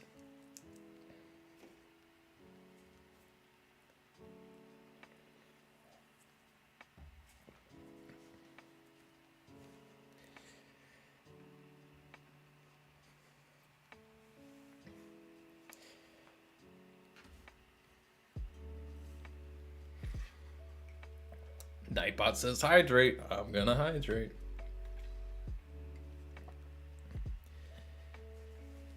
Finally, I'm glad these Nightbot reminders are kind of working. Oh, well, now it's just spam and chat. Though I do have it set up so like, once it hits like an hour, like all the timers align and they'll all go off at once like that. So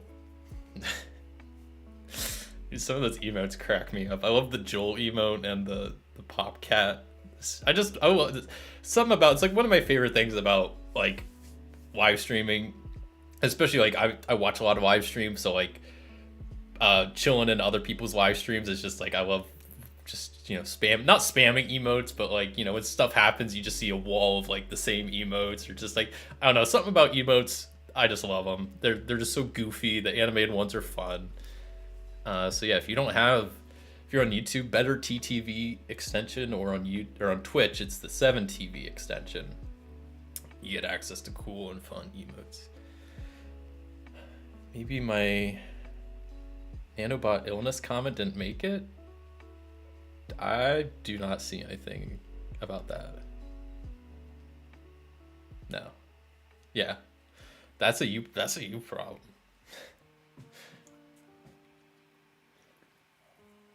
It's just a skill diff. You just can't comment because I blocked you. Getting ready to head out and grab groceries at the co-op. Oh. Some more wood to build the garden beds for the garlic. That sounds like some very chill Saturday activities. It's nice. I feel like, yeah, y'all are, it's like noon where you are, right? I'm trying to think, like, time zones don't change. You're still in Eastern time, right? Not that far. You're only like 2 hours away. I don't know what I'm thinking, but also like, I mean, Chicago is not that far away from me, and they're a different time zone. Yeah, I don't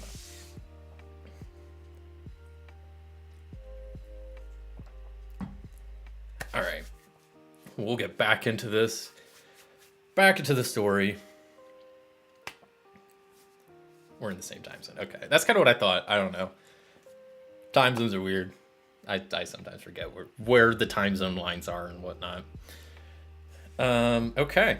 Well, yeah, I think I like Christopher's suggestion that, yeah, maybe I just complete it, but I don't get any XP. Text me a screenshot of my broken chat. Let me see this. Hold on.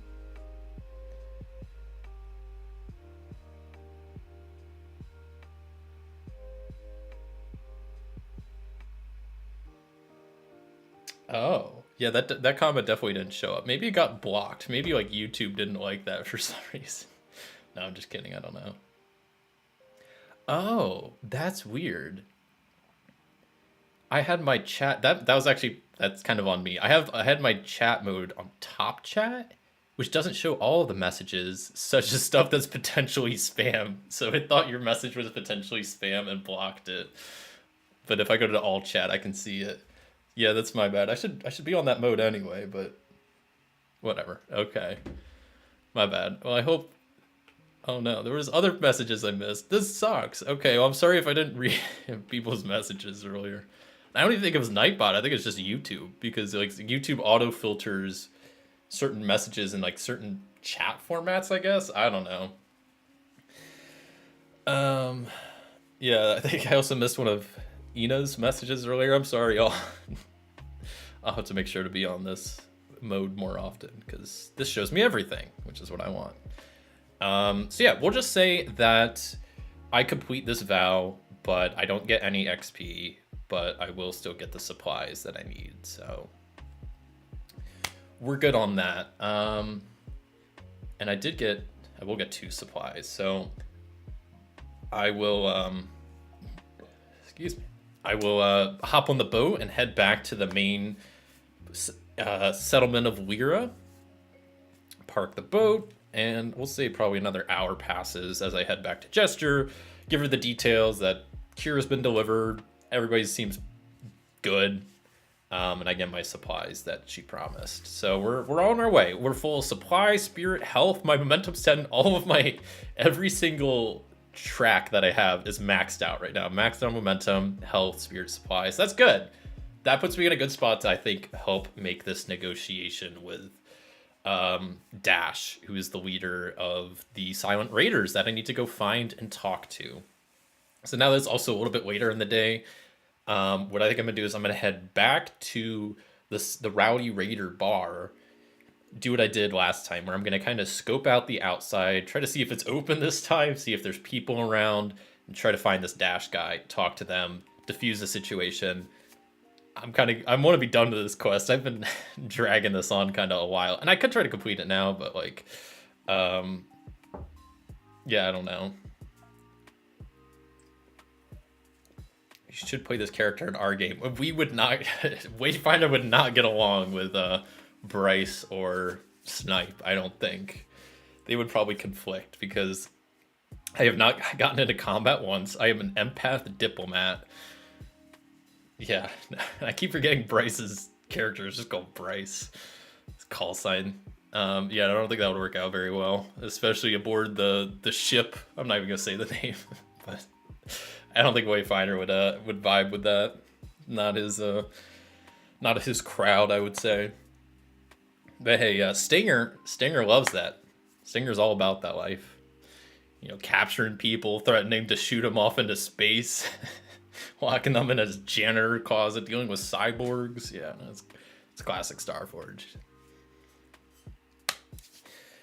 Alright, so I'm going to scope out this Rowdy Raider bar, and I'm going to try to do what I did last time. I'll try to secure an advantage by just observing the outside, seeing who's coming and going, seeing if it's open, if I see people coming and going, just what the deal is. Let's hope I see something, please.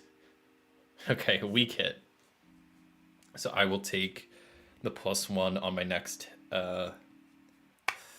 move, which is probably going to be a gather information move, as I see people coming and going, so I know the bar is actually open this time, and at least the people are, you know, in it. And I think at this point, I'm just going to, I don't know if that would be more of a gather information or a compel roll. I guess I want to talk to like the bartender or people in the bar and try to just get information, but I'm also trying to compel people to tell me. Maybe I'll do more of a compel roll. And let me see. Do I have anything with my diplomat that would help me? That's diffuse, reason, or negotiate. I don't think that really applies here. So I don't know. Because gather information is like I'm going around talking to a bunch of people, but compel is more if I'm just trying to talk to like one person, which I'm probably trying to gather information, but also like I'm better at compelling people than gathering information. So I don't know. Whatever's the highest stats. That's kind of what I was thinking. I'm not trying to like metagame, but like I'm better. My character just is better at compelling people than gathering information. So that's probably what they would choose to do. So yeah, maybe I'll go up to the bartender. I'll order a drink, even though it's 1 p.m. Still pretty early in the day for it. But you know what? Nah, it's Weira. It's all good. So I'll buy a drink and ask the bartender about Dash, and if they frequent here, if they know Dash, if they know where I can find them. So I will get my +1 because I did my securing an advantage. I roll plus heart. Let's hope for the best. That looks beautiful. They'll do what you want or agree to your conditions. Yes. Okay. They'll do what I want, agree to my conditions. So let me ask the Oracle just to double check. Do they actually know Dash? I think it's likely. God, they don't. They don't know Dash. Okay. So maybe this is just a bartender that doesn't really have any involvement in the actual Silent Raiders. He just serves them drinks and food and whatnot, but he's not actually like a part of the group. But he's like, that guy over there at that back table would definitely be able to help you out. He's one of the higher ups at the Silent Raiders. He's in here a lot. He might be able to help you out. So I'm like, okay, cool. Thanks.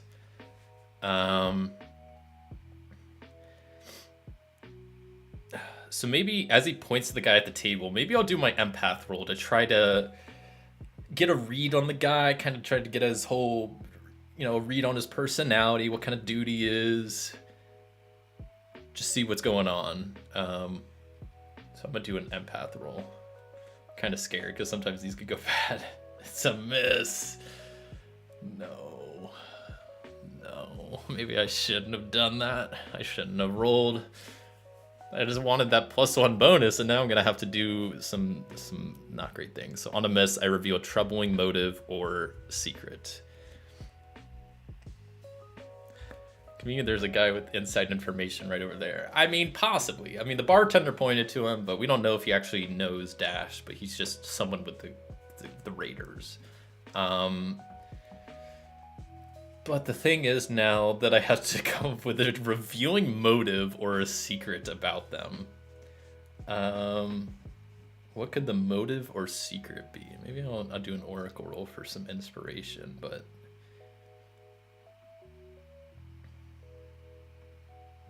gotta leave the stream. I'll catch you later. See ya. Hope you have a good time with your Saturday. Appreciate you stopping by. Make sure to like the stream. Like, comment, subscribe. All that good stuff. Guess because you unsubscribed because I didn't read your spam chat message.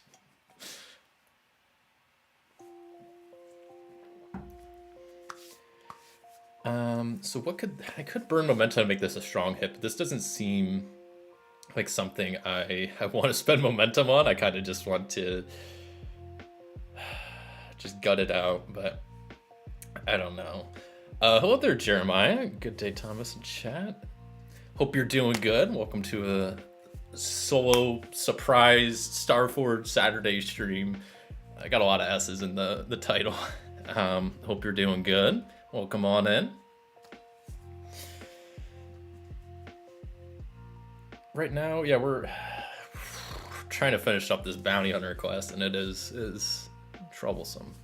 It's just taking a while. I just want to be done with this quest at this point. I feel like I've been on it for I started this 2 videos ago, and then my whole last video I was on this quest, and I'm still on this quest. It's kind of a big quest, but it's not that big. It's only 2 out of 5, so I didn't think it would take me this long, but I also been kind of dragging my feet a little bit. Okay, so what is the secret or troubling motive? Maybe it's just maybe I'll go with a creature or a character revealed aspect, some revealed aspect about them. A troubling motive or secret. Is there like, oh, a revealed aspect? Is that what I just...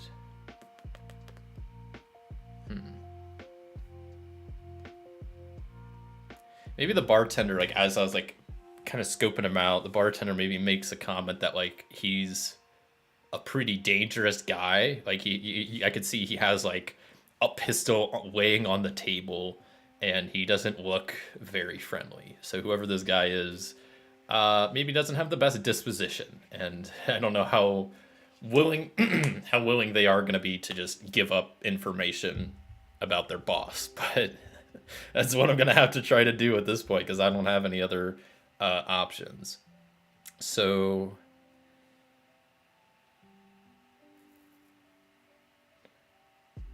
you find out he's trying to betray the Raiders, or he's actually a cop. That's pretty good. Trying to betray the Raiders, or he's actually a cop. But the bartender pointed him out because he was part of the Raiders. So I think maybe he could be trying to betray the Raiders. Then how would that be bad for me? Because I'm trying to help the Raiders, and then he's trying to go against them. I kind of like that. Maybe I can also like tie that in. Like maybe he's well equipped, he's aggressive, and maybe he's the bartender maybe mentions that he's like not. He's part of the Raiders, but maybe like not in good standing with them currently or something. Something like that. I like that, yeah. Okay, well, I'm gonna go over to this guy, I guess, and introduce myself. Maybe I'll bring a drink over. You know, that's always a good way to, at a bar, to approach someone and be like, hey, bought you a drink. Hopefully I was just wanting to chat for a few minutes and, you know, shoot the breeze. I introduced myself as Wayfinder. They introduced themselves as Swindle. That's a pretty good name, Swindle. So I sit down, I hand them a drink. I have my own drink. And I'm like, well, listen, Swindle.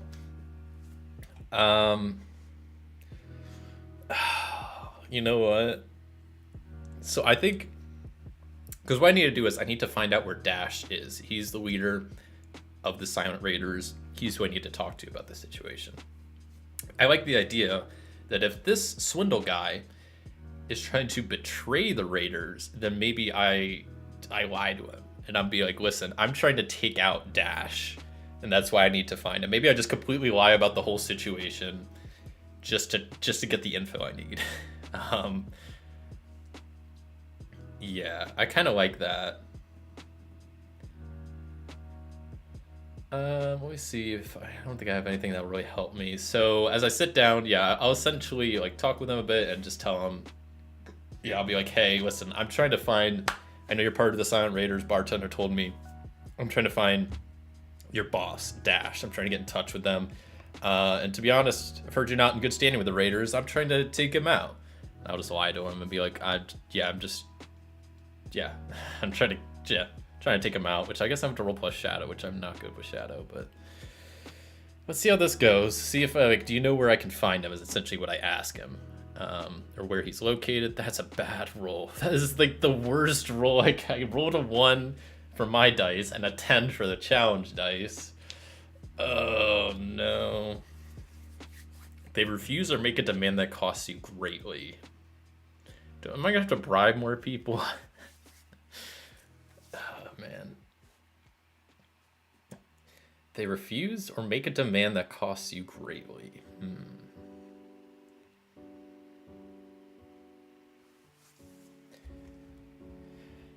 Okay, maybe I just do have to bribe him. If these are Raiders and this guy's like trying to betray the Raiders, maybe he immediately is like gonna spin it back on me. He's like, oh, you're trying to take Dash out. He's like, oh, that's interesting. But Dash would like to know about that. I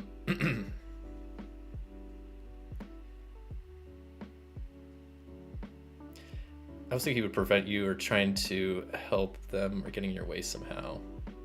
Oh god, maybe he says prove it. That would be See, because yeah, I think if he's not in good standing with the Raiders, that's why I lied, and I was like, I'm trying to find Dash to kill him, because if Swindle was trying to go against the Raiders, I was trying to like play up that aspect that like, okay, yeah, I'm on your side. I'm against the Raiders. Tell me where your boss is. I want to help take him out. But clearly, I got a miss on that. I could bump it up to a weak hit, but that's gonna cost me a fair amount of momentum, which I kind of want to save. But maybe I will make it a weak hit. Is that gonna burn all my momentum? Oh god, it's all gone. This sucks. Okay, I'm burning the momentum. I don't care. They'll do what you want or agree to your conditions, but their agreement comes with a demand or complication. Envision their counter offer and take +1 momentum. Yikes. I kind of like what Ina said, or about they just say prove it. Yikes. Yeah, so maybe I'll this is spicy. So maybe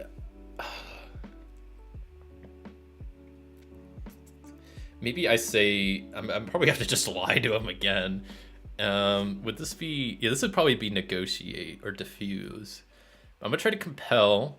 I'll get a +1 with my diplomat, and essentially what I think I'll do with the angle I'll play is he says something like, "We'll prove it." I'll tell you where Dash is, but how do I know you're not trying to help the Raiders? How do I know you're trying to go against them?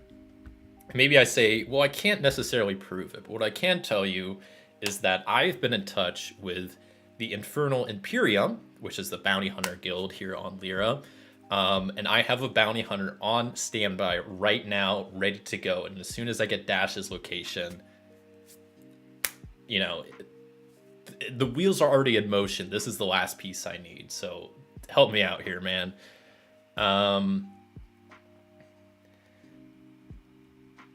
Yeah, and I think I just need to like... I already tried to compel them, but I don't know if I should try to compel them again. Because they'll agree. They'll show me where, but then they want me to prove it. I want to try to talk my way out of being able to like having to actually prove it, because I can't. I was lying, so if he calls me out, he's gonna like shoot me or something. Trying to think of what the best way to handle this is. Tells me to prove that I'm trying to take out his boss. Yeah, maybe I'll try to just talk my way out of this again and be like, listen, am I still trying to lie and swindle? I think I am, so I just have to roll +shadow. But I say like, yeah, that I've already have a bounty hunter. I'm here, I'm not a raider, but I'm at this bar because I was told y'all frequent it. So like, I'm here trying to look for him, and I don't know. I'm just gonna try to talk my way out of it and see how that goes, because I don't know what else I could do. I'll try to compel him to not make me prove it. That feels kind of weird, as my last move was like, prove it, and then I just try to compel him some more. But that's what my character does. They talk people down from doing stuff. So I'll try this. I don't know if it's gonna go good, but oh, that's actually good. Okay, so strong hit with a match. So maybe, yeah, I just mentioned the Infernal Imperium, and maybe the Infernal Imperium isn't all that well known, so the fact that I know about them gives me some credibility. He's like, oh, you know about the Infernal Imperium? I'm like, yeah, I've hired them to take out Dash. They're standing by. I just need to give them the location. Reverse it on him and be like, you prove it. Yeah. Well, he seems to have bought my story about the bounty hunter and whatnot, so I think he tells me where to find Dash at this point. He's like, listen, Dash normally is in our little headquarters that's around the block, the top story of the building, behind the bar. There's a staircase on the side of the building. You can go up the staircase and get to the top floor. That's where he normally frequents. I'm like, great, thank you for your time. This has been great. You've been helpful. I finished my drink, and I'm like, listen, I need to get on my way. I need to finish this quest.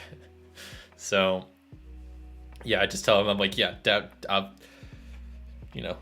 just tell him to keep on the down low. I'll be like, you never saw me here. This never happened. And, hopefully the Raiders will be dealt with soon. which is obviously a lie. I don't plan on trying to take them out, but I tell him that to hopefully make him believe it, and then I'm like, I gotta go. I bounce out of the Rowdy Raider bar. I go around the block, up the stairs he talked about, and fast forward time a little bit more. I see the door that, as he kind of described it, on the building and whatnot. And I give it a good old knock, and does anybody answer? I imagine there's some answer, maybe? I don't know. I'll go likely, because this is where he described. Yes, there is an answer. I imagine they're immediately not going to just let me in right off the bat. They're probably just like, who is it? Which I think I'm going to have to do a compel roll to be like, at this point, I'm not going to lie to people, at least these guys anymore. Obviously, I'm not trying to kill them. I'm trying to negotiate with them. So I'll plead a little bit and just try to compel them to open the door and be like, my name's Wayfinder. I'm here to talk to Dash. Hellhound sent me about a disagreement y'all had, and he wants to resolve it. And I'm here to help to facilitate these negotiations between you two. So I guess I can roll +1 because I'm trying to diffuse and negotiate. So my diplomat would definitely come in handy here. Please be a good roll. Ooh, that's a strong hit with a match.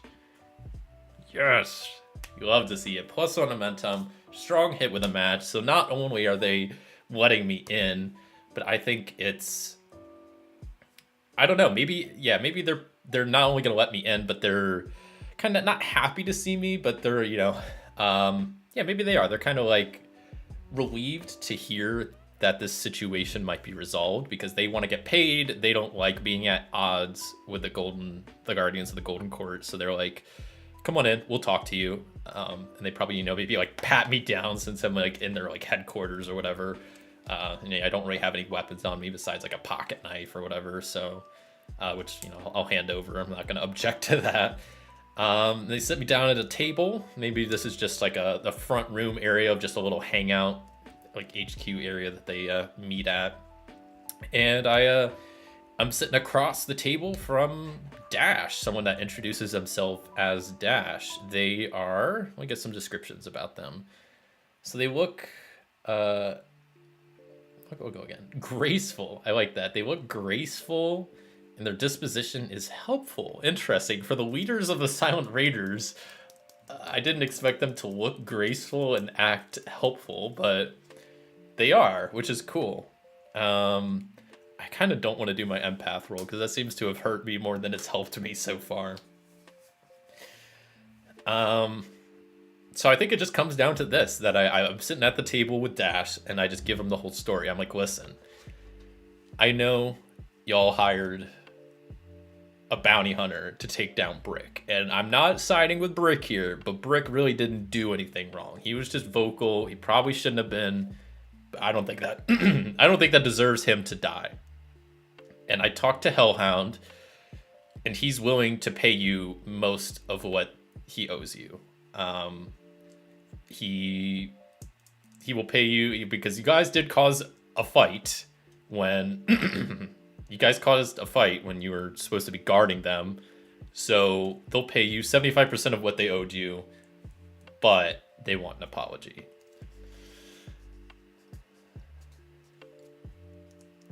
That's the best facade to make your enemies take you for an easy target, is to be graceful and helpful looking. Honestly, yeah, I kind of like that aspect that you're like, that they're just playing up the angle, that there's this badass, guy, but they're playing like it really graceful and helpful. There you go. Hey, I have some money. I know someone who wishes you to be killed. Make up these people, and I'll tell you. Oh, that's also interesting. Okay. Yeah. Maybe I can also like try to secure an advantage with that aspect as well. And that, I tell him everything about, we know there's a bounty hunter on Brick that y'all possibly hired. I'm not saying you did it, but if you did, there's a bounty hunter after him. And I just want to resolve this. We just want the bounty hunter called off. We'll get you guys paid 75% of what you owed. you just need to apologize to the Golden Court, and then they'll pay you, and everybody will go back to being normal. And I'll tell them, yeah, I like that idea. That I also be like, in my investigation to get here, I have also talked to some members of your organization that seem to want to defect and possibly take you out there, Dash. So if you go along with this deal, maybe I can also provide some names of some people. I like that aspect. That's a good idea. So yeah, I guess I'm gonna do the compel roll. I think this is it. It all comes down to this roll. So I'll add +1 for my diplomat, because I'm trying to negotiate here. I'll do plus heart because I'm trying to just encourage them. And let's hope this goes well, because this is kind of it. That's a strong hit.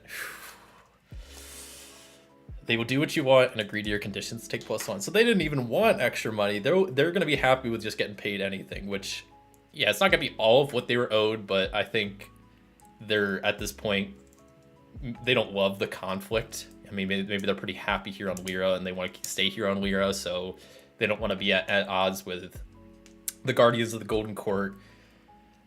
And I think with, yeah, all they have to do is apologize. They'll get most of the money, and they'll get some names of the people in their organization that are trying to take them out. They're trying to, like, defect. He's like, yep. He's like, I'm on board. Sign me up. We got a deal. I'm like, thank God. I was like, so you'll call off the bounty hunter? And he's like, yeah. I'm like, okay, good. That was an intense roll. I was kind of worried about that. Okay, so I was like, all you need to do, Dash, is go, either you or one of your lackeys, go talk to Hellhound. Just, it doesn't have to be a crazy apology. You don't have to get on your hands and knees, but just, apologize for acting up when you guys are supposed to be guarding. They'll give you the money, and everything will be fine. And I'll talk also with the Serene Menders just to make sure that they try to remain a bit more neutral in the future. I'll make sure Brick doesn't try to speak up more. Not that he shouldn't speak up at all, but, like, if he's supposed to remain more neutral, he should be more neutral. And yeah, I guess I also tell him, I'm like, yeah, by the way, there's one of your members by the name of Swindle has a hit out on you, Dash, and not hit out on you, but he's trying to defect, and it seems like he's maybe not someone you want around, but you know what, you do with that information as you want. I don't want to know, but as long as you're calling off the bounty hunter on Brick, you'll get your money back. If you apologize, everything will be good. And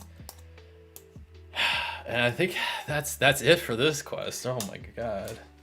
So I thank Dash for their time, and I imagine he's pretty happy that he's getting money. All he has to do is kind of apologize. They'll get most of the money. There will be no more feud between these two factions, and now they know of someone in their organization that's trying to, like, go against them, which is something they're probably going to deal with. So I'm like, once again, it's like, I don't want to know about it. Don't tell me about it. You do with that as you will. I'll be on my way. So I'm gonna mark progress because I definitely did stuff there, and I'm gonna go ahead and try to fulfill this vow right here, because while I'm in this room, there might be more to do, but hopefully not. I mean, please don't roll a 10. Please don't roll a 10. Yes. I was so worried about that roll. Thank God. Okay, the vow has been fulfilled. Mark rewards on your quest legacy for the vows rank. So this was a dangerous vow. I don't think I get anything for this because it needs to be formidable or greater for my diplomat. But I still get 2 ticks on my quest legacy track. So all of that for 2 ticks on my quest. It's worth it. I'm getting, it's basically 1 XP essentially. And it seems like everything is resolved. Dash seems happy. I didn't have to pay him also any extra. He was happy with just getting most of what he's owed, so that's a weight off my shoulder. Bounty Hunter's been called off. Silent Raiders are happy. Brick's safe. Everything's good. Okay, so I guess then I will make my way back to the hotel where Brick is at and tell him the good news that, hey, You're free to go home with your cat Whiskers. You're safe now. No more bounty hunter after you. I mean, if you want, you could maybe stay here an extra day just to really play it safe. But I have no reason to not believe the Silent Raiders. So unless they're lying, but I don't think they are, I think you're good to go. And I imagine maybe Brick, after, because he's been kind of paranoid, he's like, I'll maybe just hang out here the rest of the day and then I'll head back at night or something. So I'm like, that's cool with me. Just letting you know the good news. Awesome. So then, yeah. I'll also then, I don't know, go talk to Jester real fast back at the Federation of Serene Menders kind of HQ here on Lyra and tell her the good news that this has all been dealt with. Bounty Hunter's been called off. Brick will be back to work tomorrow. And all I say is like, yeah, just try not to get in these kind of disputes again. You know, try to remain more neutral if there's two factions feuding. Try not to get involved, and let's avoid this in the future. And that's that. Man, oh man, quest complete. I also think I have a connection with Brick that I probably can mark more progress on. That since I've successfully saved his ass, that he's pretty happy about that. That he's not having a bounty hunter anymore. I have to like look over his shoulder all the time. Great. That is awesome. I've been on that quest for a while, so like I'm just glad to be done with it too. So now what? I think I'd probably go back to Felicity. Because here's the thing, like I kind of mentioned this earlier, I haven't done any discoveries. I've hardly made any bonds with people. I've hardly made any progress on my background vow. So while I might take up another quest for another like vow, I don't know if it's something I want to pursue right away. I might try to like come up with some vow that'll take me a while that I could start chipping away at that might help me with my discoveries track. But I kind of want to also maybe make some progress on my background vow because I haven't really done anything with that. I only have one tick on it because I think it was like last session I was asking a bit around on Lyra about the Commonwealth. Apparently people didn't really like the Commonwealth here on Lyra, so now I think it would be hilarious if you tried to make a bond with Dash. You know what? That's maybe something I could do. I mean, it seems like they were pretty helpful, what was the other word? Graceful? Yeah. So maybe, but no, I think for now, I'll let Dash be Dash and kind of not mess with that situation anymore. I'm just happy to be done with that quest. I've been on that quest for a while. Yeah, so like I said, I kind of want to first go back to Felicity because I think once I kind of tell because Monarch is who originally gave me this quest. So if I tell him, hey, quest complete, that'll help my bond. I could do that, and then that'll give me some XP on the bonds track. Actually, it wouldn't, I don't think, but I'd at least be able to forge a bond, I think, with Monarch here. So I think that's what I'll do, is I'm going to head back to Felicity and catch up with Monarch, and then maybe... I don't know. There's two... Apex, I haven't really done anything on that settlement yet. I've been there just briefly a few times. This is also a smaller settlement of hundreds of people. It's an orbital settlement that deals with mining and expansion, built from organic materials, and they're kind of caught in the crossfire. But the one settlement I also want to go to maybe this session is Rust over here. It's another orbital settlement that has tens of thousands of people. So this is like, I imagine, kind of the capital of this sector. It seems like where there's a lot of people at. So there's probably a lot of stuff to do there as well. And like I said, I like to do some expeditions also to just get more on my discovery track, try to make more bonds, which, yeah, maybe I'll go hit up Dash later and forge a bond with them, but who knows? I don't know how willing they will be to do that. Oh man, look at that. Look at that nice emote. Pretty cool. Spinning the dice. I don't have a dice I can spin. I don't even know how you... Okay. Okay, so I'm gonna do a set a course, and hop back in the old Firebreak ship and head back to Apex to make my way back to Felicity, go catch up with Monarch, because it's been a bit, and then we'll see what's going on there.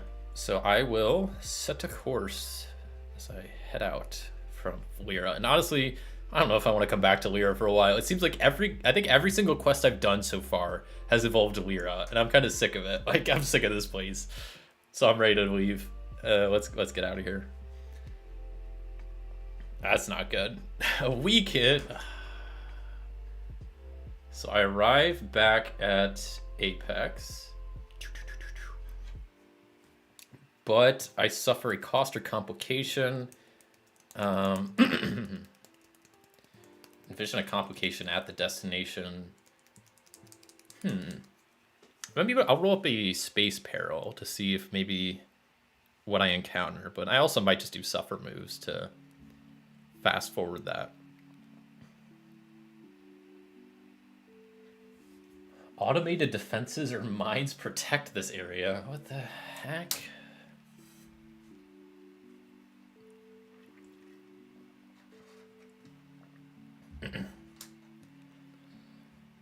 Okay. So yeah, maybe there's automated mines around Apex. And that's one thing about Apex that's like their settlement trouble is they're caught in the crossfire. So maybe they have their defenses kind of high right now. They're pretty on alert. So I think what it could be is that I have to do a face danger roll to maybe try to avoid some of the mines they have around Apex here and not get blown up. So maybe I'll do a secure and advantage roll to try to use the sensors on the ship to maybe just do a bit of a scan and see what I see first to maybe help navigate the mines a bit easier. Weak hit, okay.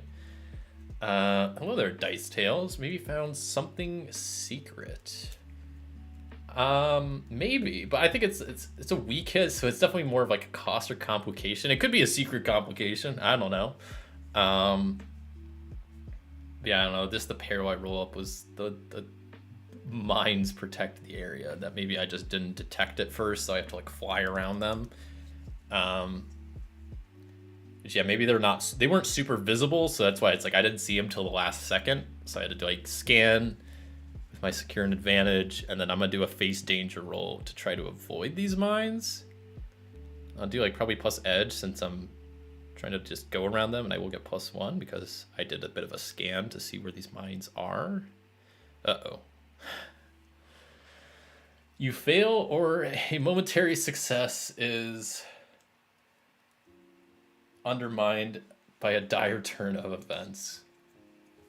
Yikes. Okay. The secret is being protected by the mines. Ooh, okay. What would the secret be? Because it seems like the mines are just around the settlement, but they could also be like, yeah, I don't know, protecting a certain part of the settlement that something's like locked down in. That definitely could be. Well, regardless, I missed on trying to avoid these mines. So I think I'll probably just maybe have my ship take some damage. Right now it's at full integrity, 5 out of 5. So maybe I'll just bump it down to, I don't know, 3 out of 5. As I maybe miss most of the mines, but I still get a little, I hit some in the process. Yeah, maybe it's not like the settlement's trying to attack me. They're just kind of on high alert, so they have a lot of defenses out right now. So yeah, Firebreak. I'm not the best pilot. I'm better at talking with people. I'm not good at flying ships. So yeah, it doesn't do the best job at avoiding them, and we hit a few. So the ship takes a little bit of damage. It's not blown up or anything. So now we're orbiting Apex, letting the E drives kind of recharge. Yeah, maybe secrets. I wonder what the secret, if there was a secret. Maybe I'll roll like an action theme to see if that gives me. No, I don't like action. Maybe I need like descriptor focus as more of like a thing.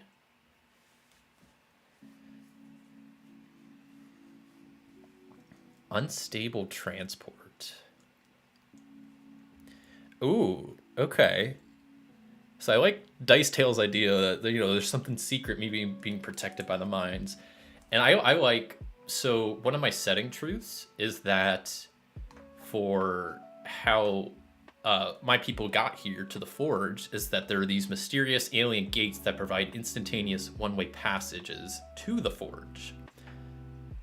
So basically Stargates. And the descriptor in focus was unstable transportation. So maybe Apex right now is trying to work on replicating these alien gates, and they have some unstable prototype that they're still developing. So they have that extra defense around that. That's kind of cool. I don't know if I want to mess with that. I mean, I'm definitely not gonna fly through it because who knows where it would take me. But yeah, maybe I see like on the other side of the settlement that they have that like heavily more guarded. I mean, I had to get past the mines just to get here, but then I could see there's like more turrets around this like gate looking thing, but it definitely doesn't look too stable. This certainly fits unstable transport. Yeah, that seems to fit pretty well. So I guess with the E drives charged, I'll probably just make my way back to Felicity, do another set of course. Or they found one. That was also what I was thinking. I don't know. I kind of liked with the unstable part. It made me think that, yeah, either they maybe found a broken one that they're trying to repair, or they're trying to make their own. And maybe I can't really tell, so it could be either one. But yeah, there's some alien gateway there that they're trying to that they're working on, that they have like a lot of defenses around. That is maybe one of the reasons why there's a lot of crossfire at Apex, is people are trying to maybe blow it up or steal it or try it out themselves. Who knows? But yeah, I'm gonna do the next set of course back to Felicity real fast, and we'll see how this goes. Maybe it'll go a little bit better. You know what I should do first? Is I should try to secure an advantage by plotting a course on the nav, and yeah, I don't know, just making sure I have a route planned, making sure I punch into the sensors to make sure to watch out for mines so I don't hit any of those. Let's see how this goes. Weak hit, I'll take that because I get a +1 on my next move. So I'll set a course back to Felicity, +1. Let's go. Ooh, strong hit, nice. Okay, so with the sensors recalibrated, I avoid any of the mines and turrets that they have around Apex and this gateway and whatever. And I make it back to Felicity. This it's a deep space settlement of Felicity. So +1 momentum, and I roll up back at Felicity, which is also where my character was kind of born and raised. So it's my home settlement. Maybe a broken one was always there, but they somewhat repaired it and trying to hide the fact. Ooh, that's pretty good. It says faction plot written all over it. Oh yeah, you know, which factions, you know, building the gate, which one's after it. Yeah, that sounds like a whole can of worms that I don't know if I want to get involved with right now, but someone will probably get me involved at some point. Sometimes when I get the complication rules, I would jump over to Mythic and use the scene interrupts or alter scene rules just to give me inspiration. That's a good point. I don't know. I do like Mythic, but I feel like Starforged kind of has enough rules, like different tables for me to run. I feel like I can get something at some point, but especially for other games, I love using Mythic as just either for the Oracle table or just, yeah, for some of the other things. Good old Mythic, which, yeah, I like it. But yeah, I arrive back at Felicity, dock my ship, and I'll go hit up Monarch first. Go try to find them. I don't know what time it is. I don't know how long these space journeys take, because these are like space highways, and we're using these E drives. But I don't know if it's just a couple hours, couple of days. I don't really know. So we'll maybe say it's just the morning when I get back. I don't know how many days later it is. We'll say it's pretty early, 7 o'clock in the morning. That's a good starting time. So I get back, and I will go head to the Federation of Serene Menders, kind of headquarters here, and go find Monarch and tell them the good news. Yeah, Monarch is who gave me like my initial quest. They've been my main like point of contact They're kind of the leader of the Federation of Serene Menders on Felicity specifically. So these Serene Menders, they have like different. They're kind of on all the different settlements. It seems like at each settlement has their own like person that leads that group on that settlement. So, yeah, Monarch is the one that leads it on Felicity. And what else do we know about Monarch? They are kind of a scout. They're adorned and mutated, and their goal is to prove worthiness. So I imagine I roll up and I tell them the good news. I'm like, hey, I know it's been a while, but the bounty hunter has been dealt with.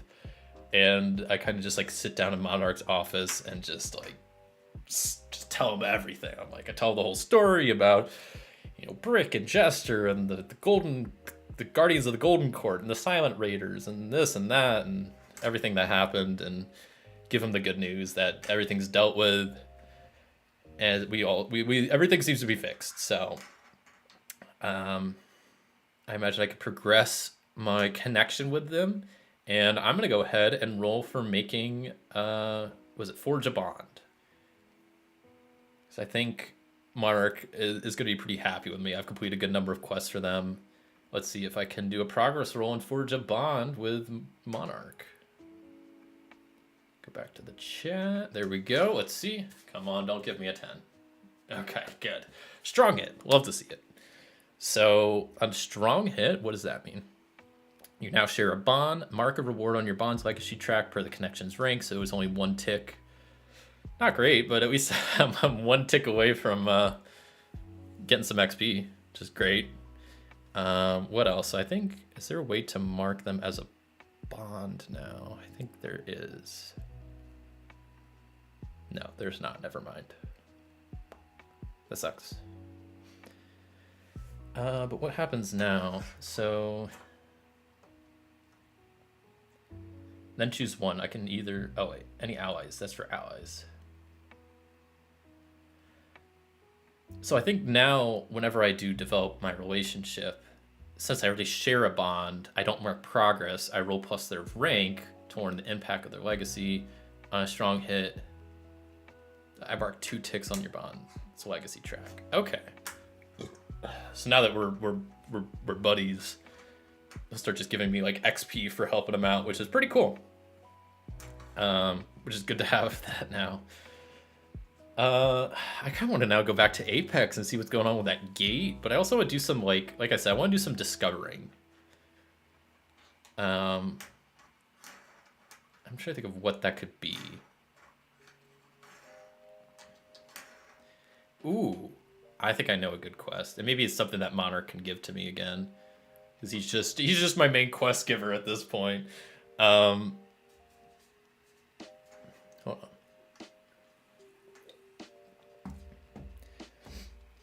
I like the idea that maybe Monarch is like, well, here at the Federation of Serene Menders, we're always trying to go to different planets, establish a presence there, help people out. And they're always trying to expand their influence. I mean, obviously there's like 4 planets in this sector. There's 3 planets, 4 settlements, at least that I know of. But there's probably, it's space. Space is huge. There's probably a lot more stuff we don't know about. So I think Monarch gives me a quest to go discover a new settlement that the Serene Menders can go, post a headquarters on and try to help people out there. Try to expand their influence a bit. And I'm like, well, Monarch, that's the exact kind of quest I'd want. So that's crazy you'd say something like that. How did you know I wanted to go out and explore? So I pull out my iron from my pocket, from the ship that brought, my people to the forge. And I will swear a vow to help to discover a new planet for Menders to expand. So I need to find a planet that is not on our map, essentially, for the Serene Menders to expand their, what's it called? Like their influence too. I'm gonna say this is at the very least a formidable quest. I don't think it's gonna be extreme, but it's definitely gonna be formidable, which I like. Trade goods to Rust. I do want to go to Rust and do something with that, but I kind of want to do some like just exploring in deep space, having space encounters, finding new planets, stuff like that. So I think this quest is kind of more what I'm wanting to do, like I don't know, in the game right now. But I definitely do want to hit up Rust because that settlement is huge. There's tens of thousands of people on it, and I also imagine like Rust I haven't been to yet. And I still don't know much about the two main factions that my background vow is doing with. So like maybe they're one of them is located there. So that could also be a big thing is maybe I have to go to Rust for finding more about those factions. I also might try to do that while I'm here at Felicity, but yeah, I'm gonna swear this vow to help find a new planet to help expand the Mender's influence essentially. So I will swear an iron vow. And since I have a bond with Monarch now, I get to add +2 to this. There's no way I can fail, right? Surely? Surely. No, that's bad. I added +5 to that roll and I still missed. This is bad. Oh boy. You must overcome a significant obstacle before you begin your quest. Envision what stands in the way.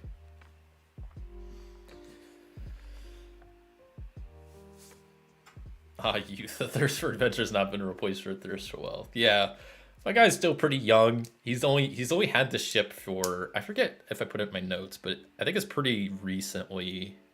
Yeah, it was only 3 months ago is when I kind of started this adventure with my first quest. So he's just got the ship not too long ago, so he hasn't been, going around space too long. But he's trying to help people. But yeah, maybe eventually he'll become more corrupt. Yeah, I jinxed it. I definitely did. Well, I was like, I'm adding +5. There's no way I can fail. But if I roll a 7 and a 9, that's gonna do it. So I must overcome a significant obstacle before you begin your quest. Envision what stands in your way. What could stand in my way before I even begin my quest? So I need to find a planet, go explore space, find a planet for the Benders to expand their influence. But what is the complication? It has to be a significant obstacle. Anybody have any suggestions? Ship repairs I do need to do. My ship's not looking too good. And maybe that could be the most of it. Well, you know what? I'm gonna take a real quick 2-3 minute break. If y'all have any suggestions, drop them in the chat. I will be back here in a few.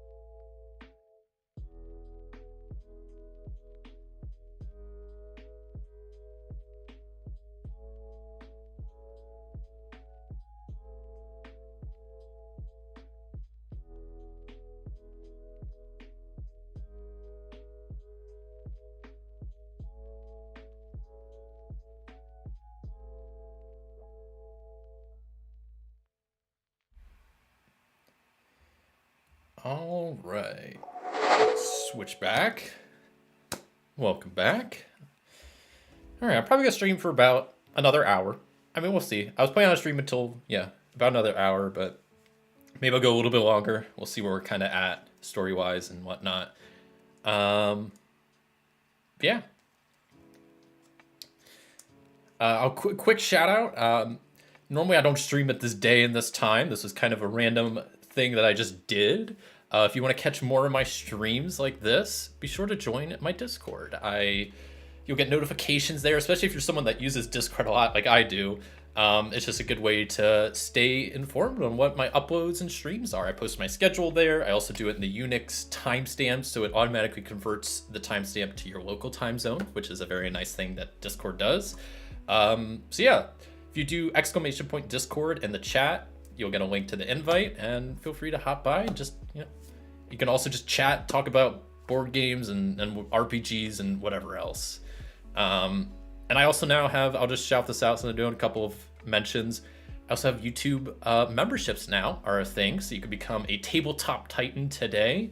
If you click the join button below, it's a way to help support the channel. You also get cool emotes, and you get a badge next to your name. You get a shout out each month, like a highlighted shout out.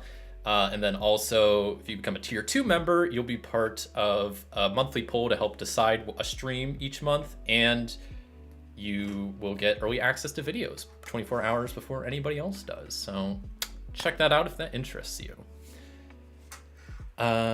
Ship repairs, maybe run into some of the people who are part of the gate thing. Maybe they do something really, really bad. Interesting. Okay. Excuse me. I kind of like...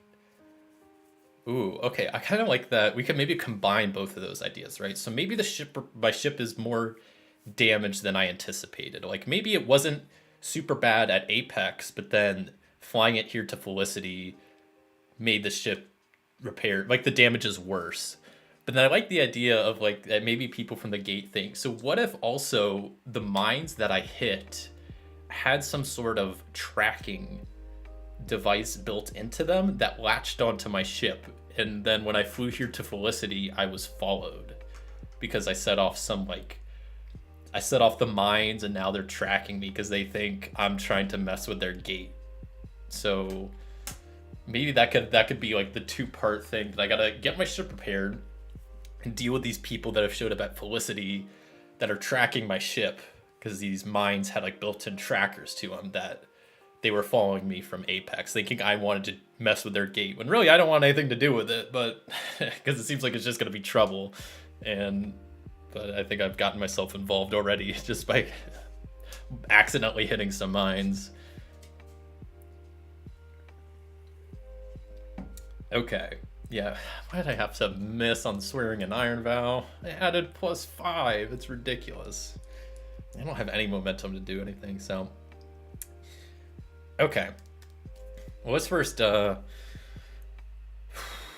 which part needs dealt with first? Probably these people that are coming after my ship. I imagine...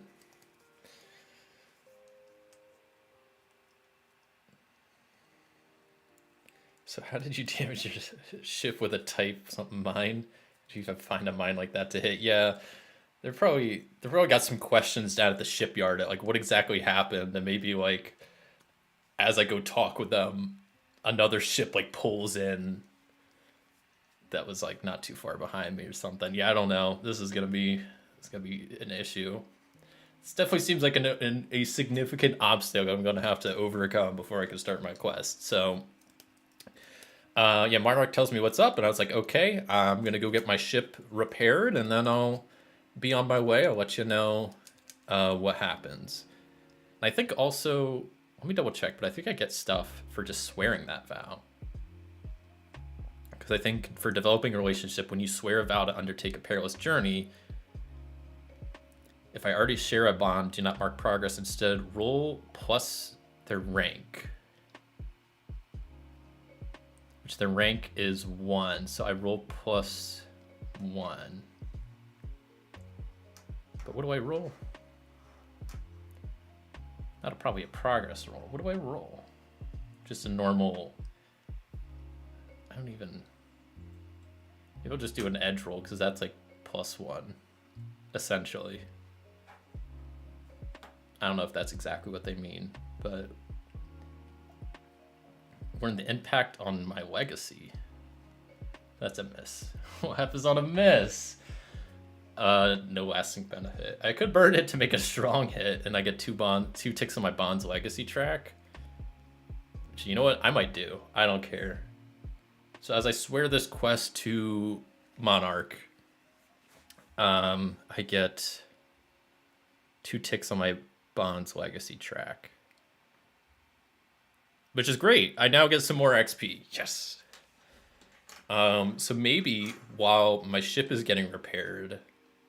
Oh, dang.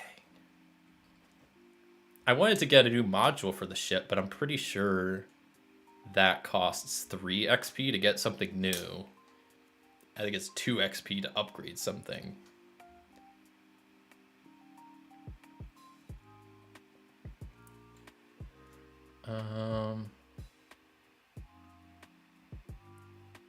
Yeah, it's 3 experience for a new asset or 2 experience to upgrade an existing asset. Dang.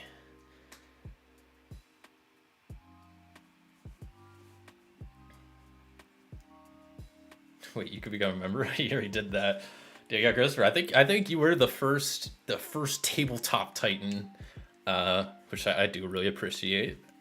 Yeah, you got the cool little badge next to your name that'll go up. I had to I think it's, I forget what the increments are. I think after 1 month it'll be like a D6 that shows a 1, and then there's like a 6 month.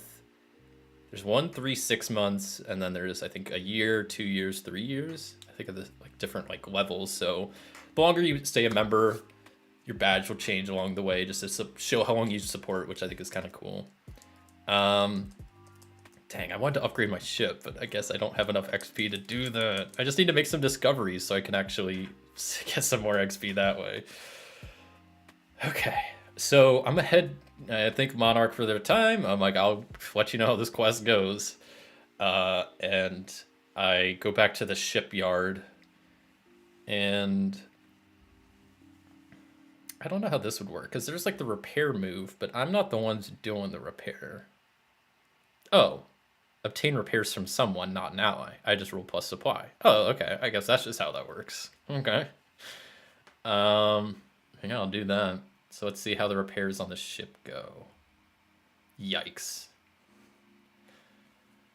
It's at a facility, so weak hit, I get 3 points. Additionally, you must sacrifice resources in exchange -1 supply for 1 extra repair point. Spend repair points as follows. Okay. Well, I mean, I think my ship only lost 2 integrity, so with that roll, it's enough to at least bump it back up to max. So I think I'm good there. It doesn't really cost me any supply, I guess, but now I got to deal with the other complication. Yeah, that it took a while for my ship to get repaired, and that needed done before I could use it again. But as they were doing the repairs, they're like, hey, there's some looks like a tracking device on your ship here, so I don't know if you're being followed or not. And I was like, oh boy. I'm curious. I guess maybe I can ask the Oracle, do the people just tracking me just show up at this shipyard that my ship's being fixed at? I don't know. I'm gonna do 50-50. I don't know if they just show up. Maybe they're somewhere else on the settlement. I would do 50-50. So no, they aren't at the shipyard at the moment. They don't just roll up here. But I imagine, I get my ship repaired, and maybe I'm gonna take a bit of time to relax at Felicity. Maybe just chill in the ship, kind of maybe take I don't know, not a nap, but been doing lots of quests back to back to back. So maybe I'm just taking a few hours of downtime, maybe getting a drink, maybe just making sure my ship's in good shape. Fast forward an hour or two, and maybe while I'm kind of just dicking around on the ship is when these people approach they're the ones that are maybe tracking me. I think the bonded bonus is anytime you would do anything that the roll would affect, or you do anything for, or two of them. So wait, would I not have gotten that bonus? Because I thought it was, because essentially once you become, like once you forge a bond with someone, it seems like once you do anything with develop your relationship, if you have a bond, you don't mark progress, but you roll, and then you mark progress. Did I do that wrong? I haven't made too many bonds in this game, so I might be doing that kind of wrong. Anything that the roll would affect? Or do I do anything for? Well, I was like swearing the vow for them, so would I not have done that? I don't really know.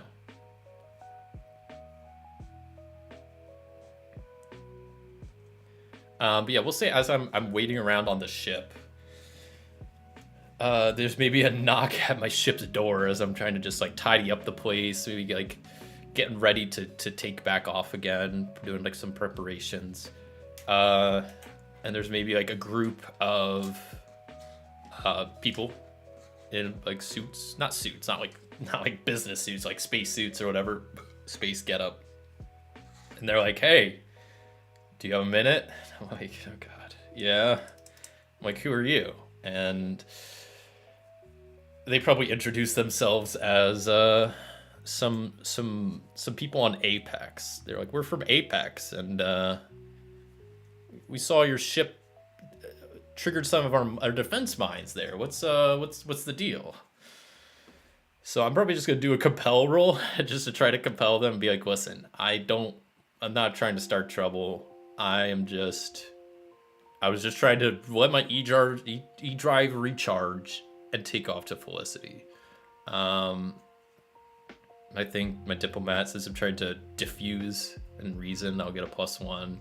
Since I'm just trying to like charm them, pacify them, I'll roll plus heart and kind of give them my story of like, "Listen, I'm not trying to." Oh God, that's gonna be at least a weak hit. They do what you want or agree to your conditions, but their agreement comes with some demand or complication. Envision their counter offer and take +1 momentum. Okay, so I tell them, I'm like, "Listen, I wasn't trying to activate your minds. I wasn't trying to look at whatever gate you're working on. I was just trying to let my ship charge. I'm not the best pilot, so I might have accidentally hit some mines along the way. Like, that's not my fault." And maybe the offer is like, "Listen, we believe you.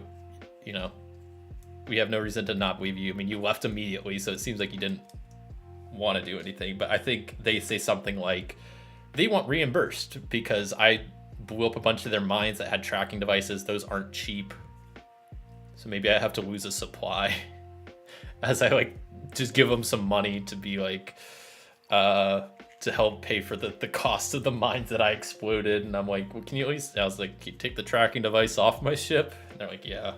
Like, "We kind of need that back anyway." And so I'm like, "Okay."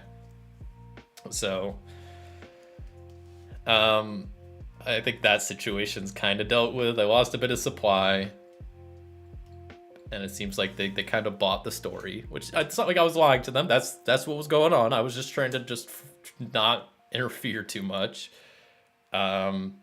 But I think I'm good. They seemed happy. They took the tracker off and they left. Ship is repaired, and I think I'm ready to fly into deep space and just try to find a planet. Try to find a planet and seeing what kind of crazy stuff happens along the way. So I think where I'm gonna look is probably just in this middle area, like right here between all the other planets. Just fly around here to see if I can find anything there, maybe. Now you're in our appointment. Yeah, no, I don't want to work for them. They seem like they mean business too, so they seem kind of serious about this whatever gate they're working on, which I kind of do want to figure out more about later. But right now, I want to do some discovering. So, yeah, I think I will just set. I'm gonna do I think this might be my first expedition. I want to do an undertaken expedition. So I will create a progress track to find a new planet for the Menders. I'm gonna call them the Menders. It's just short for Federation of Serene Menders. Like, I don't have to say that every time, but that's who I'm doing this for. I'm gonna say this is at least gonna be a formidable quest, this expedition, because I'm literally just gonna be flying through deep space trying to find a planet that they haven't been to yet that might need some support from the Serene Menders. Best NDAs to be their employee. That's true. That's true. You know what? Maybe I have an in with them if I ever do want to go back and like help them out. Be like, listen, I mean, I met with some of your people before. I may or may not have tripped some of your minds. You know, you guys trust me, so maybe I can help them out later. That could definitely be a thing. I'm curious, yeah, whether that gate, that's going to be something, I feel like. And I think, like someone said earlier, there's probably going to be a whole bunch of like faction disputes about, you know, maybe some people want to use the gate, some people don't like the gate, who's working on this gate. That's going to be like a whole thing in and of itself, which sounds like a lot of fun, but not what I think what I want to focus on at this very second. I want to go just fly into deep space and see what I find. So I'm going to try to find a new planet. And we'll see what I can do here. So, gave the expedition a name, a rank, and I think I just gotta take off. Take off, eh? So, dang, I really wish I had a little bit more XP. I really want to like upgrade my ship before I leave Felicity, because they have good, I guess, ship repairing capabilities and whatnot. But you know what? That's fine. It's totally fine. I will just take off. Maybe I'll make sure to try to secure an advantage beforehand. I will use my wits to... And maybe, you know what, before I leave the shipyard, I'll go ask around the best course to, like, not... to avoid danger. And maybe if anybody knows of the great... You know, if there's any dangers out here that I should avoid, what should I do? Because I'm good with heart, and that's what I'm going to use, is just use my social ability to try to get any advantages I can. I get strong hit. Cool. +2 momentum, and I get to add +1 on my next move. So yeah, maybe I'm asking around the shipyard about best way to proceed, things to look out for, and they give me some tips and pointers, so yeah. I don't do too many bonds either. That area confuses me and seems to be significantly different from Ironsworn. Oh, I know there's a good amount of difference between Ironsworn and Starforged. I kind of forget how they work in Ironsworn. Yeah, it's something that I definitely don't do enough in Starforged. I'm trying to like make an effort to like do it more, and then the same with discoveries. It's like right now I haven't done any discoveries, and it's kind of like one of the 3 main pillars of play in this game. So that's why I'm like trying to make this current quest a discoveries quest, because I feel like I've been kind of lacking on that front. I want to go just explore space a bit. You know, it's a big galaxy. I just want to just see what I see. So I think we're ready to take off. I've secured some advantage about what to avoid, and I'll just go ahead and roll for undertake an expedition. So we do our first little segment of this. How do I want to go? I'll probably keep under the radar. Or I'll stay vigilant. That's probably the best. Keeping on the radar I don't really care about, but I'll try to stay vigilant. Please give me a good roll. Okay. That's a strong hit. Cool. That's great. So I reach a waypoint. I'll move a little bit like right there. I don't know. I'll just move like in a straight line till I find something. Envision the location, mark progress of the expedition. So I'll mark progress for finding a new planet. Is that just one box? Oh, this is gonna take a while. And as I let my E-drives recharge, I will take a gander out into space and see what I see. Is that sighting? Yes. What? I kind of forget what part of the galaxy I'm in. I am in Terminus. Okay. So what's nearby that I look out and see? Okay. Roll twice. I can do that. A settlement and a debris field of mineral asteroids. Interesting. Okay. So there is a settlement, I imagine, if I just see a settlement and not a planet, it's like a deep space settlement. So I'll go ahead and just select that. I'll just roll up some random a name, and yeah, we'll do population and first look.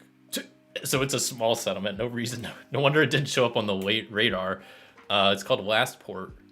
There's dozens of people here apparently. We'll say yeah, it's like maybe over here. I could explore a waypoint and try to see what's going on at the settlement. I think right now I will not. I will just let the E-Drives recharge. I don't know why I keep saying E-Drives. E-Drives recharge, and then I will be on my way again. I'm gonna try to secure an advantage before I do that. Double checking the map and just making sure all the sensors are calibrated and whatnot, which looks like pretty good. I can add +1 on my next hit, so I'll do the next part of my expedition. Do +1, and I'll continue to stay vigilant. Ooh, weak hit. Okay. So I reach a waypoint. Progress costs you. Envision the location and mark the progress per the rank. So we're chugging along to the next box. And I either suffer costs en route or face a peril. I think I've been doing the face a peril like every time. So maybe I'll just suffer a cost en route. Then I make 2 suffer cost moves. That maybe I lose a bit of momentum, as maybe this route I'm taking isn't the most direct route.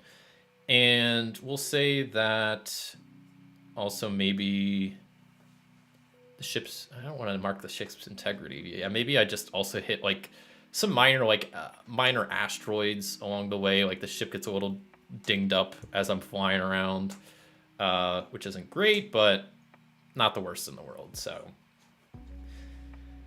could be worse. We're making progress. I'm gonna try to secure another advantage. Maybe this time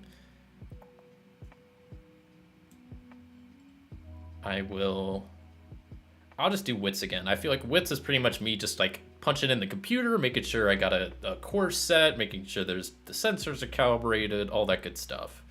And that's a miss. No. Pay the price. I don't want to pay the price. I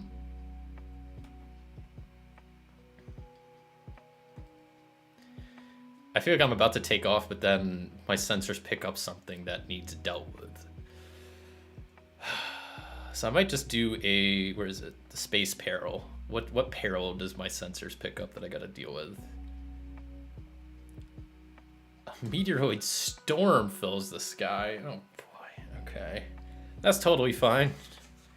So maybe like the small meteors I hit earlier were the like start of this meteor storm, and now it's like picked up that it's just this whole area is filled with meteors falling from the sky. And I need to try to dodge out of the way of these meteors. So I'm going to just do a face danger roll, and I'll probably just roll plus edge since I'm trying to use speed and mobility just to get out of here. I'm not going to try to secure an advantage because clearly that could just make stuff worse. So let's see if I can dodge these meteors. That's a weak hit. So I succeed, but not without a cost. Make a suffer move -1. Maybe maybe my spirit goes down a bit as I start getting pretty stressed out that the ship's already gotten dinged up. I hit a meteor storm, and this journey's not off to a good start. So I think maybe my spirit is just a little low. Maybe, you know, the ship does a pretty good job and I managed to like dodge out of the way of these meteors, but it's just slow in time and I'm just getting spirit's a little low, I think is what it could be. But okay, let's the E-Drive's recharged. The E-Drive's recharged. I'm just gonna undertake another expedition. I'm not gonna do secure an advantage. I will stay vigilant for watching out for more asteroids, I guess. And that's a miss. Great. You are waylaid by a crisis or arrive at a waypoint to confront an immediate hardship or threat. Do not mark progress, pay the price. Okay.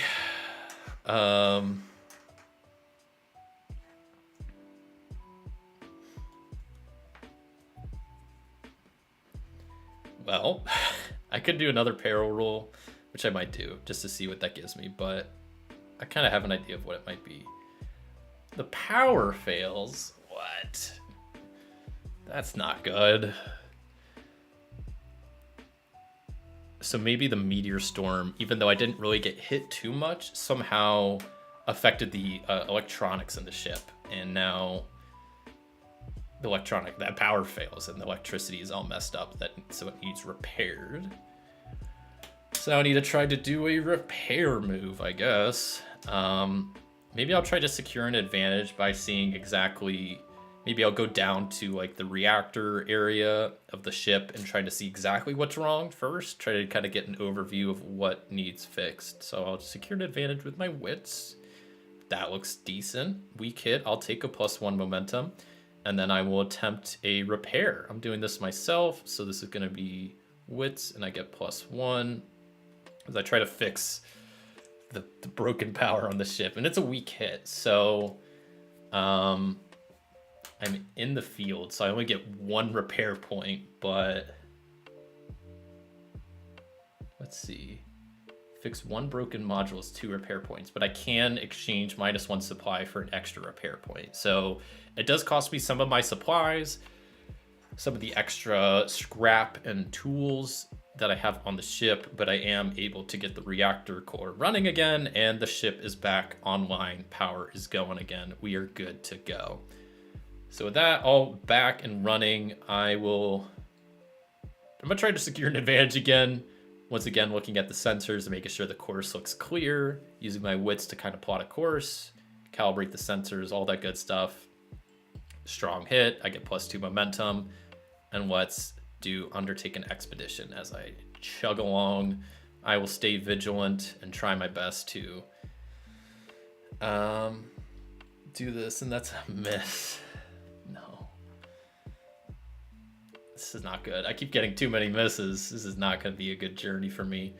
Don't you use the pay the price random table? In what case? For my miss earlier?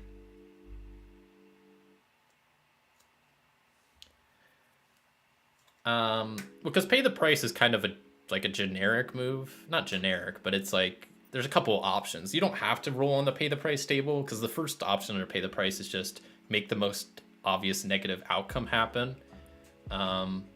Which maybe I could have done that, but sometimes the pay the price table is a bit vague. And so I figured, well, if I'm in space, like a space peril kind of just makes more sense of like somehow something that I could pay the price for. So yeah, I could do that, but I don't know. I kind of don't like to pay the price table too much. I try to leave that as like a last resort if I don't have any ideas of what I could do, but most of the time space peril is a good option to roll if I'm in space and bad stuff is happening. So I don't know. That was just kind of what I went with, but yeah, you're right. I probably, could use the pay the price table a little bit more. And maybe I will here, because I'm waylaid by another crisis. I got the power running again. I had a clear course set. I arrive at another waypoint, but I don't mark any progress, which maybe I'll move around a little bit more. I'm still moving around, but I'm not making progress on my expedition. And I kind of have an idea of what we can maybe do. You know what? When we roll on the pay the price table, let me just see what that says.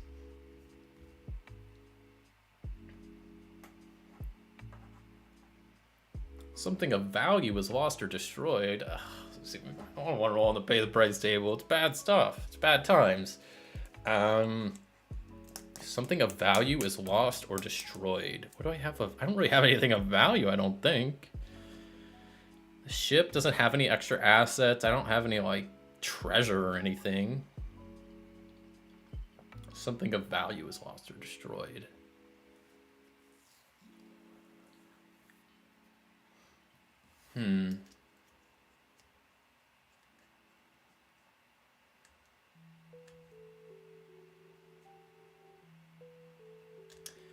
Okay. Well, you know what it could be? Probably supply. Yeah. I could just mark supply. Food supply gone bad. That could be. The one thing I was thinking also, which is another route I could go, is that maybe because I just was working on the ship's power that like went out.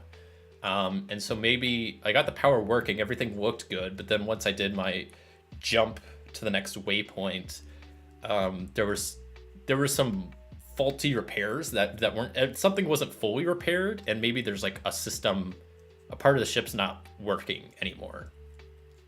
It could be that the food just goes bad. Maybe I will do that, because I was thinking like maybe like, oh, the power to my gun isn't working, which I wasn't planning on really fighting anybody, but now if I wanted to, I couldn't.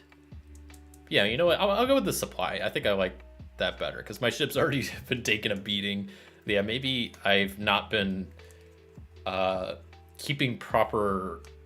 I don't know. I haven't been keeping an eye on my rations, so some of them just go bad, and my supply just goes down, I guess. I don't know. Yeah, that works. I'll do that. All right, let's do the next jump of this journey has not gone good. Maybe I shouldn't have gone into space. But I want to do some discoveries, but maybe I should did like planet-side discoveries, but we're already here, so I will try to secure an advantage.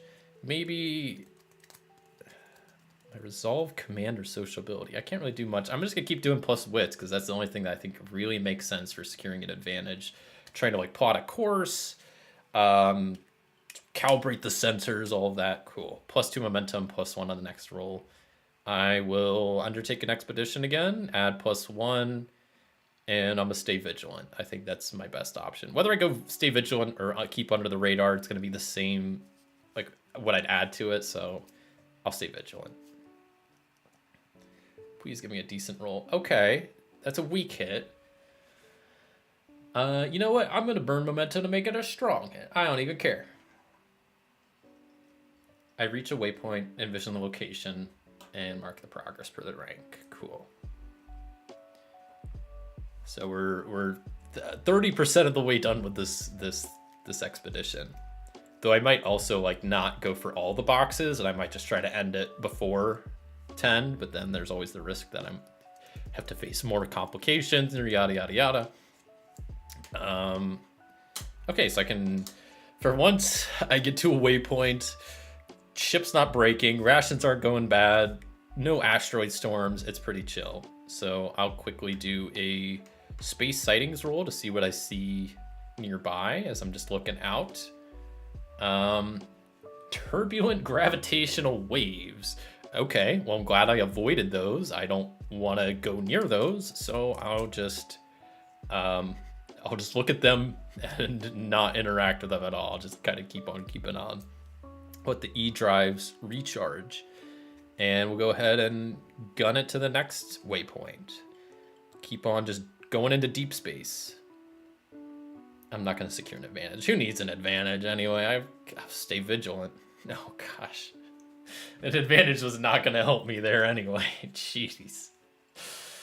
Why am I so bad at flying? I really do need like an AI for this ship to help me out, because this is just not good. That was what I wanted to get. Is once I get some more XP, I want to add like the overseer module, so I can have like a nice AI on the ship to help me pilot. But right now I don't have that. Immediate hardships. Yeah, I guess I'll roll in to pay the price table. I don't wanna.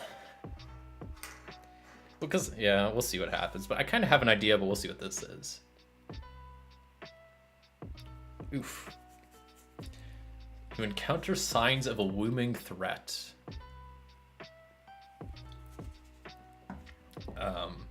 Okay. Maybe I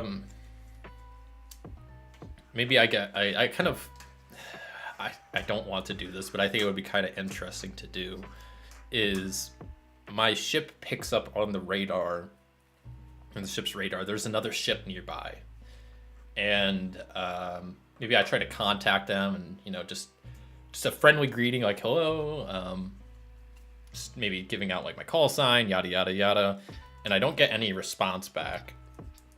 And maybe this ship, my ship, also has like a detector to tell when like we've been like locked onto and we're being targeted, and maybe I get like the screen starts flashing that this ship, the other ship, is targeting us right now and is possibly about to start firing at us, and that I'm gonna need to try to avoid and get away from this ship. So I think that would be kind of fun, because that's, I think what I need to do then is enter the fray. I think this could be kind of fun because I'm trying to avoid combat, but sometimes it's just gonna happen. But I'm gonna try to not fight back. I'm just gonna try to evade them. Maybe try to talk them down. I don't know, but I kind of want to enter the fray. I think that'll be fun to get in a bit of a space fight. So we'll do it. I think I'm facing off against this foe because I'm not really caught in a trap. Like, I have pretty good, like, I can see them. I tried to talk to them. I could tell they're locking onto my ship with their, like, missiles or whatever, their weapon system. So yeah, I think facing off against my foe probably makes the most sense for this. Let's enter the fray. Oh god, weak hit. Okay, maybe I'll start in control. That sounds good. And let me quickly make a progress track to I don't know what I want to like say, like run away from yeah, flee attacking ship. Maybe flee from attacking ship. Something like that. I don't think this is gonna be too hard of a quest, so I'll just probably leave it at troublesome. Because it seems like it's just one ship. Maybe they're not like the biggest ship in the world, so it's not like anything too crazy, but it's still gonna take some clever maneuvering, and maybe also try to talk them down to like stop firing at us or whatever. But okay, so I start in control. Then I think the first thing I want to do is attempt to gain ground, because like I said, I don't plan on doing clash at all. I will either probably just be doing gain ground or react under fire, but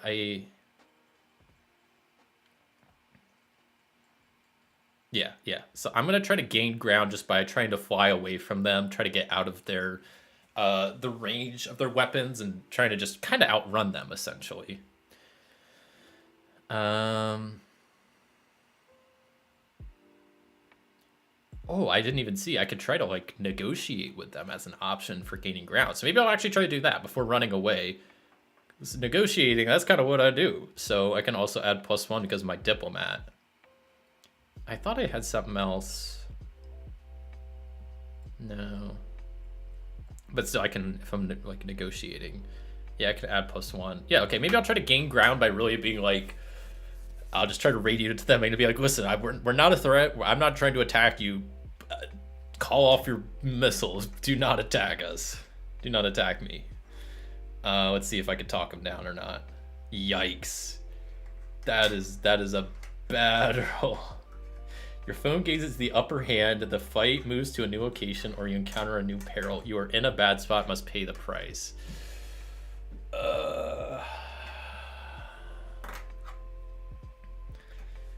You should try exploring one of the waypoints when you get there. I should. I don't think I've ever actually done the explore a waypoint move, so yeah, there's certain parts of Starforged I just haven't done as much with yet, and I think that's one. That's a good point. I should. Once I get out of this, once I flee away from this ship, I'm gonna try that. So yeah, I tried to radio into the ship, trying to call them down and be like, listen, stop attacking. I'm not a threat. I'm just passing by, and they don't buy it. So I'm now in a bad spot. Must pay the price. I'm guessing I'm gonna just say that because to pay the price, you could just do like a suffer move for, right? So maybe that they're starting to attack and they hit the ship. I think is just maybe the most obvious negative outcome.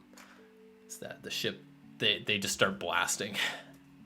So anyway, I started blasting. Bro, chill, I just said hi. Jeez, yeah, I was trying to be friendly, but I think, I'm in deep space, so I might be in like their territory, and they're just like not happy about that. They're not even like gonna let me try to talk my way out of it. So they're shooting, and they hit the ship, and now I'm in a bad spot. So now I need to try to react under fire as this ship is just barraging us, barraging my ship. What would be best? Yeah, I guess I'm trying to just like probably plus edge as I react under fire, trying to avoid getting hit more and getting into a good position, which I'm not good plus edge. So maybe I'll also try to secure an advantage first. Oh boy. I'm now regretting that my ship doesn't have any upgrades. I wish I had something. Better engines, better guns, and AI, anything. I got nothing.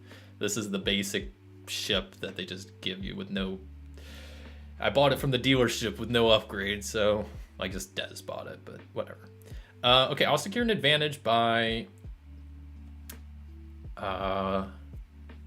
maybe I'll use my resolve.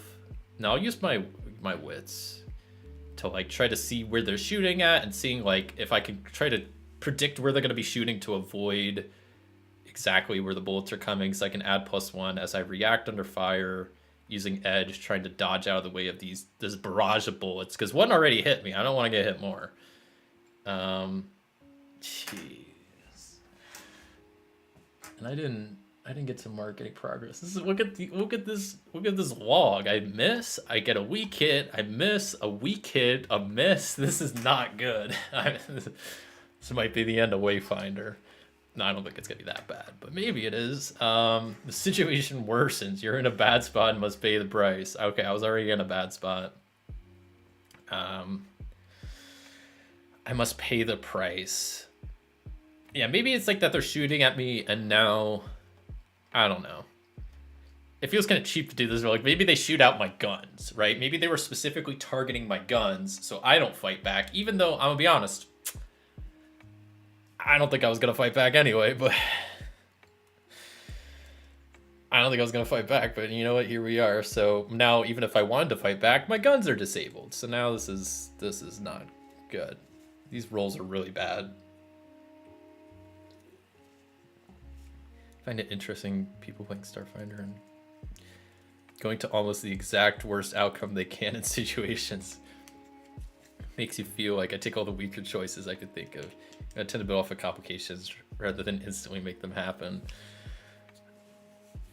Oh, it could be air's leaking out of my ship. Now I kind of like the idea that maybe my like guns got disabled. So even if I wanted to fight back, even though I'm like a pacifist, I can't. Yeah, no, this battle's not going so good. This expedition has been rough. I've been barely making progress. There was a meteor storm. I lost power earlier. My rations have gone bad. Now I got the ship attacking me that won't listen to me. And they just disabled my guns.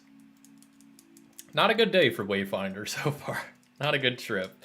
Not a relaxing stroll through the galaxy that they probably thought it would be. Suffer moves can also be endure stress. Honestly, yeah, that might also be the case. Right now, I don't feel like this is gonna be the last suffer move I make, so maybe we'll just say, at the moment, my guns are disabled, and I'm gonna try to react under fire again. Maybe this time I will. Let's see. Maybe I'm gonna try to do plus wits, trying to like find a way out. Maybe trying to like find a way that I can like outmaneuver their gunfire or something. I don't know. Because I don't think, it seems like I can't negotiate with them. That's all I can do. So I'm gonna try this. That's a 1. I'm done playing this game. It's quitting. Okay, that's another miss. So the situation somehow worsens. I'm in a bad spot. Negotiate with the enemy is exactly when the protocol droid should come into play. Ah, you're right. That I could have probably got a bonus for that. I always forget about the poor protocol droid. I need to start using him more. Okay, so the situation worsens. I think, yeah, I like someone mentioned earlier that I lose spirit, as as I'm starting to get more stressed out, and I think maybe I can hear like, or I get one of the radar, not radars, the screens in the ship starts flashing that there's an air leak from one of the shots they took at us. This is not good.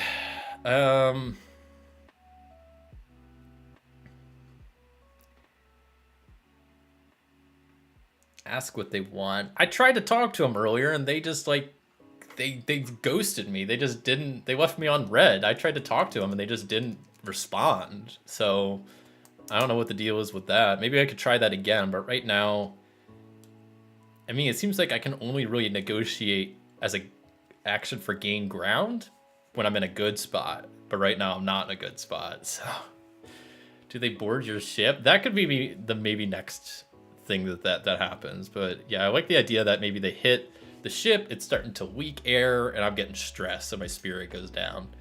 I'm gonna try to secure an advantage again with edge. Well,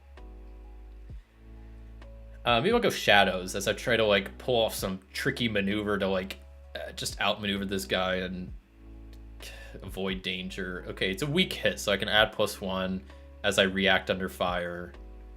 I'll add +1, and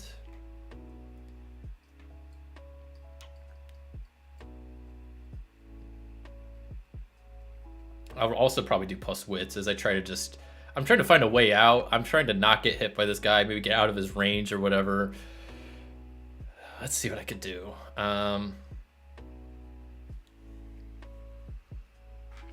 That's another miss. Great. Maybe you used the wrong protocol. The protocol droid can help. Yeah, maybe.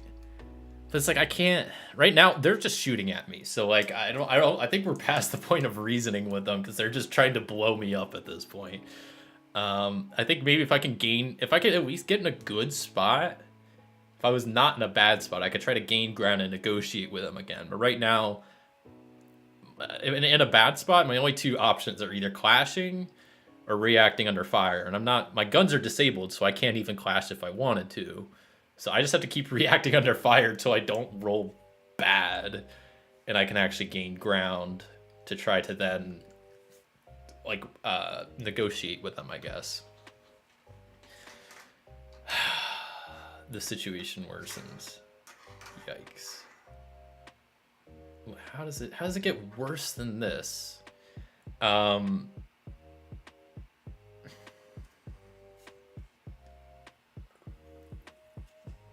game wants you to be taken hostage. Either that or the game just wants me dead. One of the two. This is not going good for Wayfinder.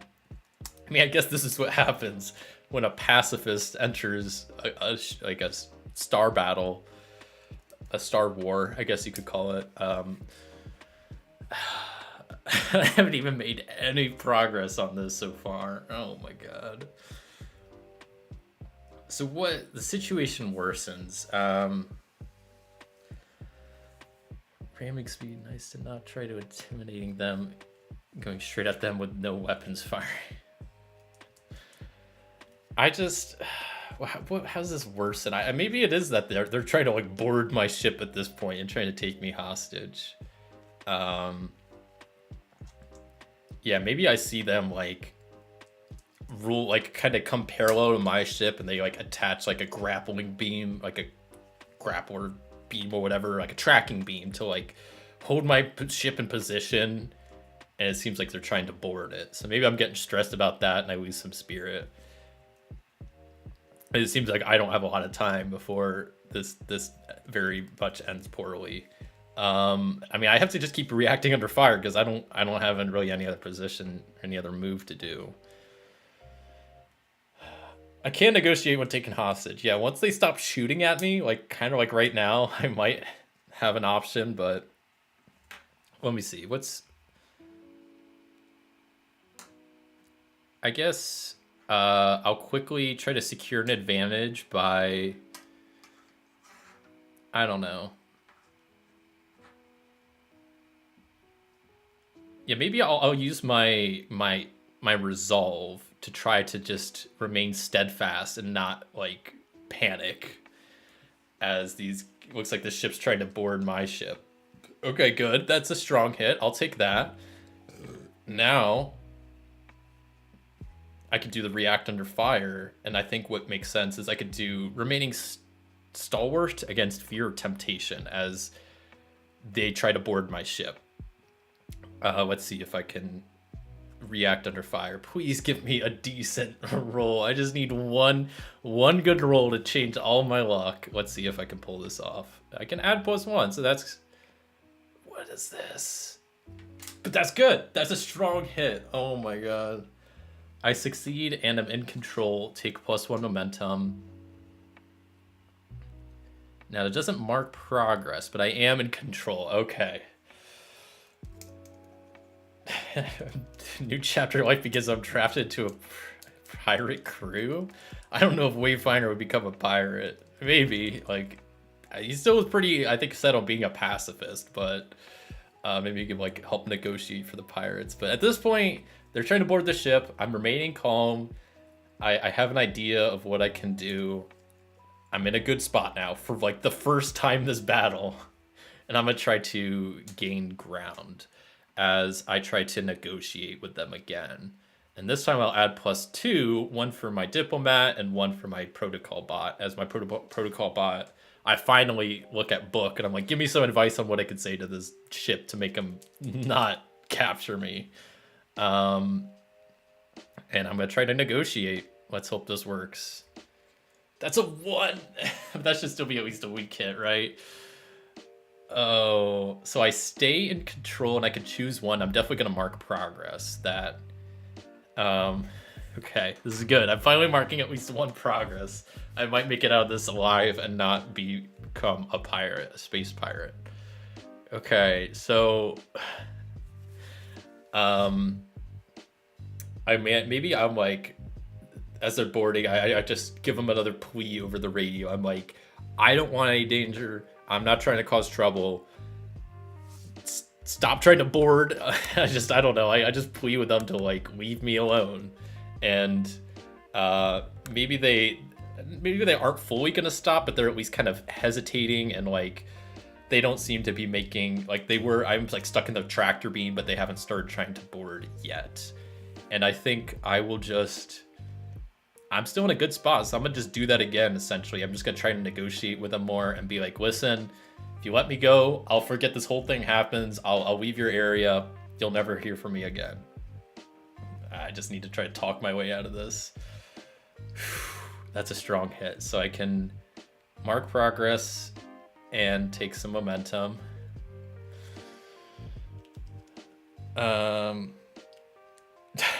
I got my Hitchhiker's Guide to the Galaxy shirt on.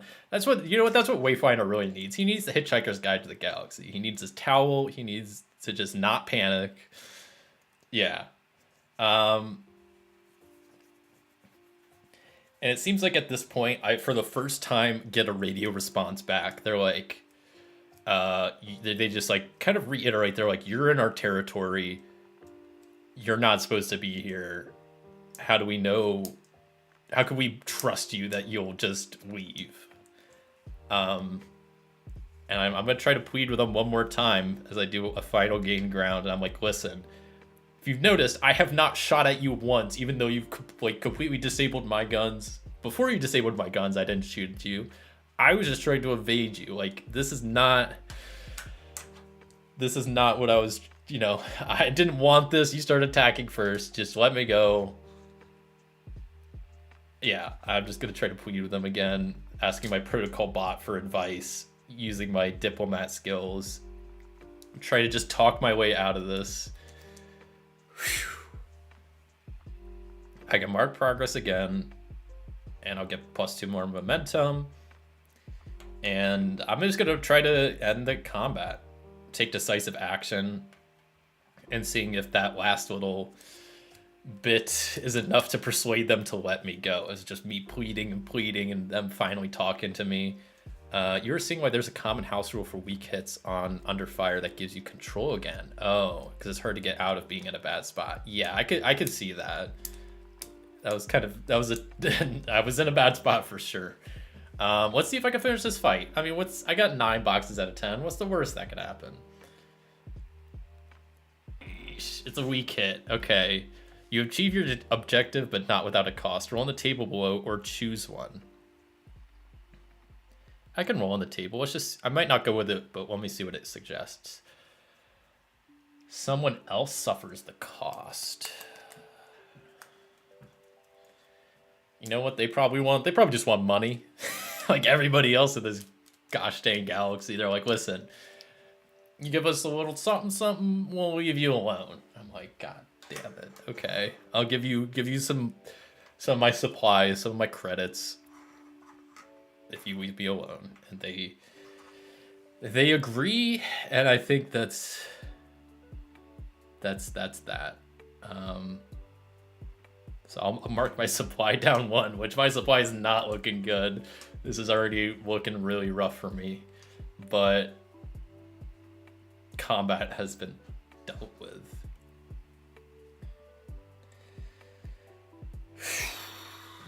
Not becoming a pirate today. We're good there. Man, oh man, that was quite tough. I was getting worried that was gonna just, geez, they're gonna blow up my ship and take me as prisoner or something. I don't. Yeah, that was kind of rough. Well, I'm just throwing stuff on the ground. Okay. Well, I think that's where I'm probably going to wrap it up here today. Made a lot of progress. Finally finished that dang bounty hunter quest that I've been working on forever. We finally started on a new quest for doing some discoveries in the galaxy, which is going to be kind of fun. And we're already off to a really rough start with it, but hopefully it'll get better next time I play. We'll see though. But yeah, I think I'm gonna wrap up here. Had a lot of fun doing this though. I really enjoyed just this surprise solo Starforged Saturday stream. And like I kind of said, I think I'm gonna do these streams a little bit more often, just kind of random streams every now and again. Like I said, maybe 1 or 2 a month, probably on the weekends, but I might also do some on the weekdays. So yeah, if you want to, keep informed about when I'm doing these streams, be sure to join the Discord. You'll get notifications there, and they'll all be like converted to your time zone, which is pretty cool. It's also just another place to talk about games and board games and RPGs and all that good stuff. But yeah, I had a good time today. Made a lot of progress. I always enjoy playing some Starforged, and yeah, maybe Wayfinder didn't have the best day, but I had a pretty good time playing this. So yeah. I think that's all I got. I'll be back tomorrow doing my solo gaming Sunday, where I'll be playing Space Aces, which is another space RPG. It's one I played on the channel a while back, and I just want to play it some more. So that's what I'll be doing tomorrow. I'll be starting at 5 p.m. Eastern time, so be sure to tune in if that interests you. But yeah, I enjoyed doing this. Like I said, I'll probably do this more in the future. So appreciate everybody tuning in and hanging out. This was a lot of fun. Yeah, I think that's all I got. I don't know what else to say. Thanks for doing this. Thanks for hanging out there, Dice Tales and Ina and Christopher and Kardik and everybody else that popped by. Dallas was here earlier. Appreciate y'all hanging out. Always is a lot more fun streaming when I have people to chat with and bounce ideas off of. You guys gave some great suggestions along the way that really helped make this interesting. So let's hope Wayfinder can make it through this expedition alive. But yeah. And I imagine when I do more of these like surprise solo streams, they'll probably be just me on my computer like this, just because it's a lot easier for me to like play with not having to like set up my camera and my lights and all that. So I imagine these streams in the future will probably be either me playing stuff on Foundry like this, maybe Board Game Arena. I know there's a couple of good digital board games also on Steam, stuff like Gloomhaven that I might play from time to time. So yeah, this was fun, and I'll definitely have to do this again some other time. So that's all I have for today. If you're watching on YouTube, leave a like. If you're watching on Twitch, drop a follow. I want to try to hit 20 follows. That's my follower goal, right? No, up there. I'm all backwards on my screen. And yeah, like I said, I'll be back tomorrow, 5 p.m. Eastern time. So I will see you all then. Thank you all so much for watching. See ya.